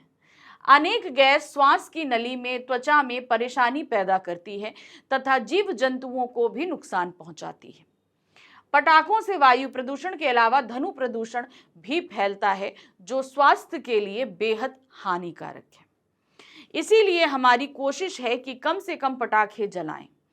पर्वों की खुशी में अगर पेड़ लगाएं तो इससे पर्यावरण संतुलित रहेगा और हम स्वस्थ रहेंगे। परिवार में सबको यथा योग्य अभिवादन, यानी कि सभी को सभी के हिसाब से अभिवादन। फिर दूसरा है आपका प्रिय मित्र राजेश गुप्ता। तो ये रहा हमारा अनौपचारिक पत्र जो हमने पटाखों के संबंध में अपने मित्र को लिखा था। तो यहाँ पर हमारा ये प्रश्न भी खत्म हुआ। अब हम आ गए प्रश्न संख्या 16 पर। अब यहाँ क्या है हमारे पास, देखिए। साथी नामक स्वयंसेवी संस्था जो आलमबाग लखनऊ उत्तर प्रदेश में स्थित है को कुछ स्वयंसेवियों की जरूरत है, जिन्हें निकटवर्ती बस्तियों एवं गांवों में लोगों के बीच एड्स के प्रति जागरूकता फैलाना है। इस संस्था के प्रबंधक को एक स्ववृत्त सहित आवेदन पत्र लिखिए। तो ठीक है, समझ में आया। अब आपको क्या लिखना है, एक तैयार करना है स्ववृत्त, लेकिन आवेदन पत्र के सहित। तो कहाँ किसको लिखना है, क्या है, सारी चीजें आपको बता दी गई हैं। अथवा करके दूसरी चीज आई है। आपका नाम मानव या मानवी है, आपने ऑनलाइन टेलीविजन खरीदा है और अब आप उसके लिए विस्तारित आश्वासन यानी कि एक्सीडेंट वारंटी की सुविधा प्राप्त करना चाहते हैं। इस संबंध में विस्तृत जानकारी प्राप्त करने हेतु कंपनी के ईमेल पते पर लगभग 100 शब्दों में ईमेल लिखिए। तो या तो आपको ये स्ववृत्त लिखना है या ये ईमेल लिखना है। इन दोनों में से आपको सिर्फ एक चीज करनी है और जो भी आप करेंगे उसके लिए मिलेगा आपको 5 मार्क्स। ठीक है, कितने लगेंगे, 5 नंबर मिलेंगे। तो सबसे पहले हमने क्या कर दिया, हमने सबसे पहले आवेदन पत्र के साथ स्ववृत्त तैयार कर दिया है। ठीक है, तो आवेदन पत्र देखिए क्या है। प्रति प्रबंधक महोदय, स्वाति स्वयंसेवी संस्था आलमबाग लखनऊ उत्तर प्रदेश। विषय है स्वयंसेवी की भर्ती के संबंध में। मान्यवर दिनांक 5 मई 2019 को लखनऊ से प्रकाशित अमर उजाला समाचार पत्र में छपे विज्ञापन से ज्ञात हुआ कि आपकी संस्था को एड्स के बारे में जागरूकता का प्रचार प्रसार करने के लिए स्वयंसेवियों की जरूरत है। ठीक है, मैंने एड्स के विषय में बहुत गहन अध्ययन किया है और इसके बारे में मुझे अत्यधिक जानकारी भी है, इसलिए इस संबंध में अपना आवेदन पत्र प्रस्तुत कर रहा हूं, जिसका संक्षिप्त व्यक्तिगत विवरण निम्नलिखित है। तो स्ववृत्त यानी कि हम बायोडाटा दे रहे हैं, जिसका विवरण यानी कि अब हम लगा रहे हैं, जिसे हम बोलेंगे स्ववृत्त।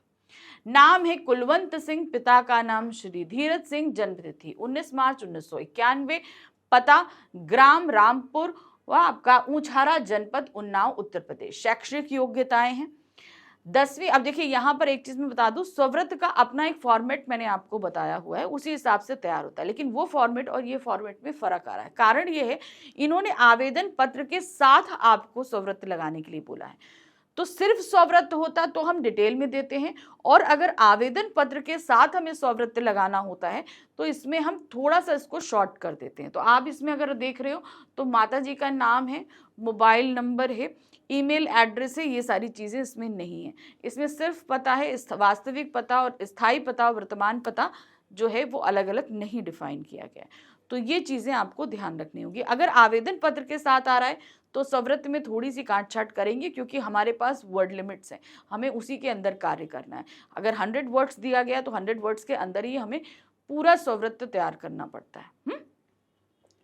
तो शैक्षिक योग्यताओं में सबसे पहले हमने 10वीं कक्षा करी है माध्यमिक शिक्षा परिषद इलाहाबाद उत्तर प्रदेश से 2007 में, जहां 63% मार्क्स आए हैं। फिर है 12वीं कक्षा माध्यमिक शिक्षा परिषद इलाहाबाद उत्तर प्रदेश से 2009 में, जहां 72% मार्क्स आए हैं। फिर हमने बीए किया है लखनऊ विश्वविद्यालय लखनऊ से 2012 में, 66% मार्क्स आए हैं। लोक संपर्क के में द्वितीय डिप्लोमा किया है, द्विवर्षीय डिप्लोमा है लखनऊ विश्वविद्यालय से 2014 में, प्रथम श्रेणी में इसे उत्तीर्ण किया है। क्योंकि डिप्लोमा किया है तो उसमें मार्क्स की परसेंटेज नहीं रहती, किस श्रेणी में आपने किया है ये बताते हैं। अब आपके अनुभव क्या रहे हैं? सहयोग संस्था में 1 वर्ष का कार्यानुभव रहा है। आशा है कि आप सेवा का अवसर प्रदान कर कृतार्थ करेंगे। साथ धन्यवाद। प्रार्थी कुलवंत सिंह, दिनांक 8 फरवरी, संलग्न है शैक्षिक एवं अनुभव प्रमाण पत्रों की छाया कित प्रति। यानी कि आपने इसके साथ जो है इन सभी की, आप जितना भी आपने अंदर विवरण दिया है उन सभी की फोटोकॉपी भी लगाई हुई है, ताकि आप वेरीफाई कर सको कि हाँ मैंने जैसे 10th दिया, 12th दिया, बीए दिया, फिर डिप्लोमा दिया, तो इन सब की फोटोकॉपी है। फिर साथ में उन्होंने जो अनुभव रहा 1 वर्ष का कार्य अनुभव, इसका भी आपको एक्सपीरियंस सर्टिफिकेट लगाया हुआ है। अब आ जाते हैं, हमारे पास ईमेल था, ठीक है ना, ईमेल करना था आपको जो है एक्सीडेंटल वारंटी के बारे में कंपनी से पता करना था। तो यहाँ पर सबसे पहले फ्रॉम आपका जो ईमेल आईडी है, देखिए वैसे तो हमें अपना ईमेल आईडी मेंशन करने की ज़रूरत नहीं होती, क्योंकि जब हम मेल भेजते हैं तो ऑटोमेटिकली वो ईमेल आईडी उसमें मेंशन रहता है, तो हमें ईमेल आईडी देने की ज़रूरत नहीं पड़ती है। फिर आते हैं टू, यानी कि जिसको हम मेल कर रहे हैं, तो मेल क्या है, tsr1994@email.com।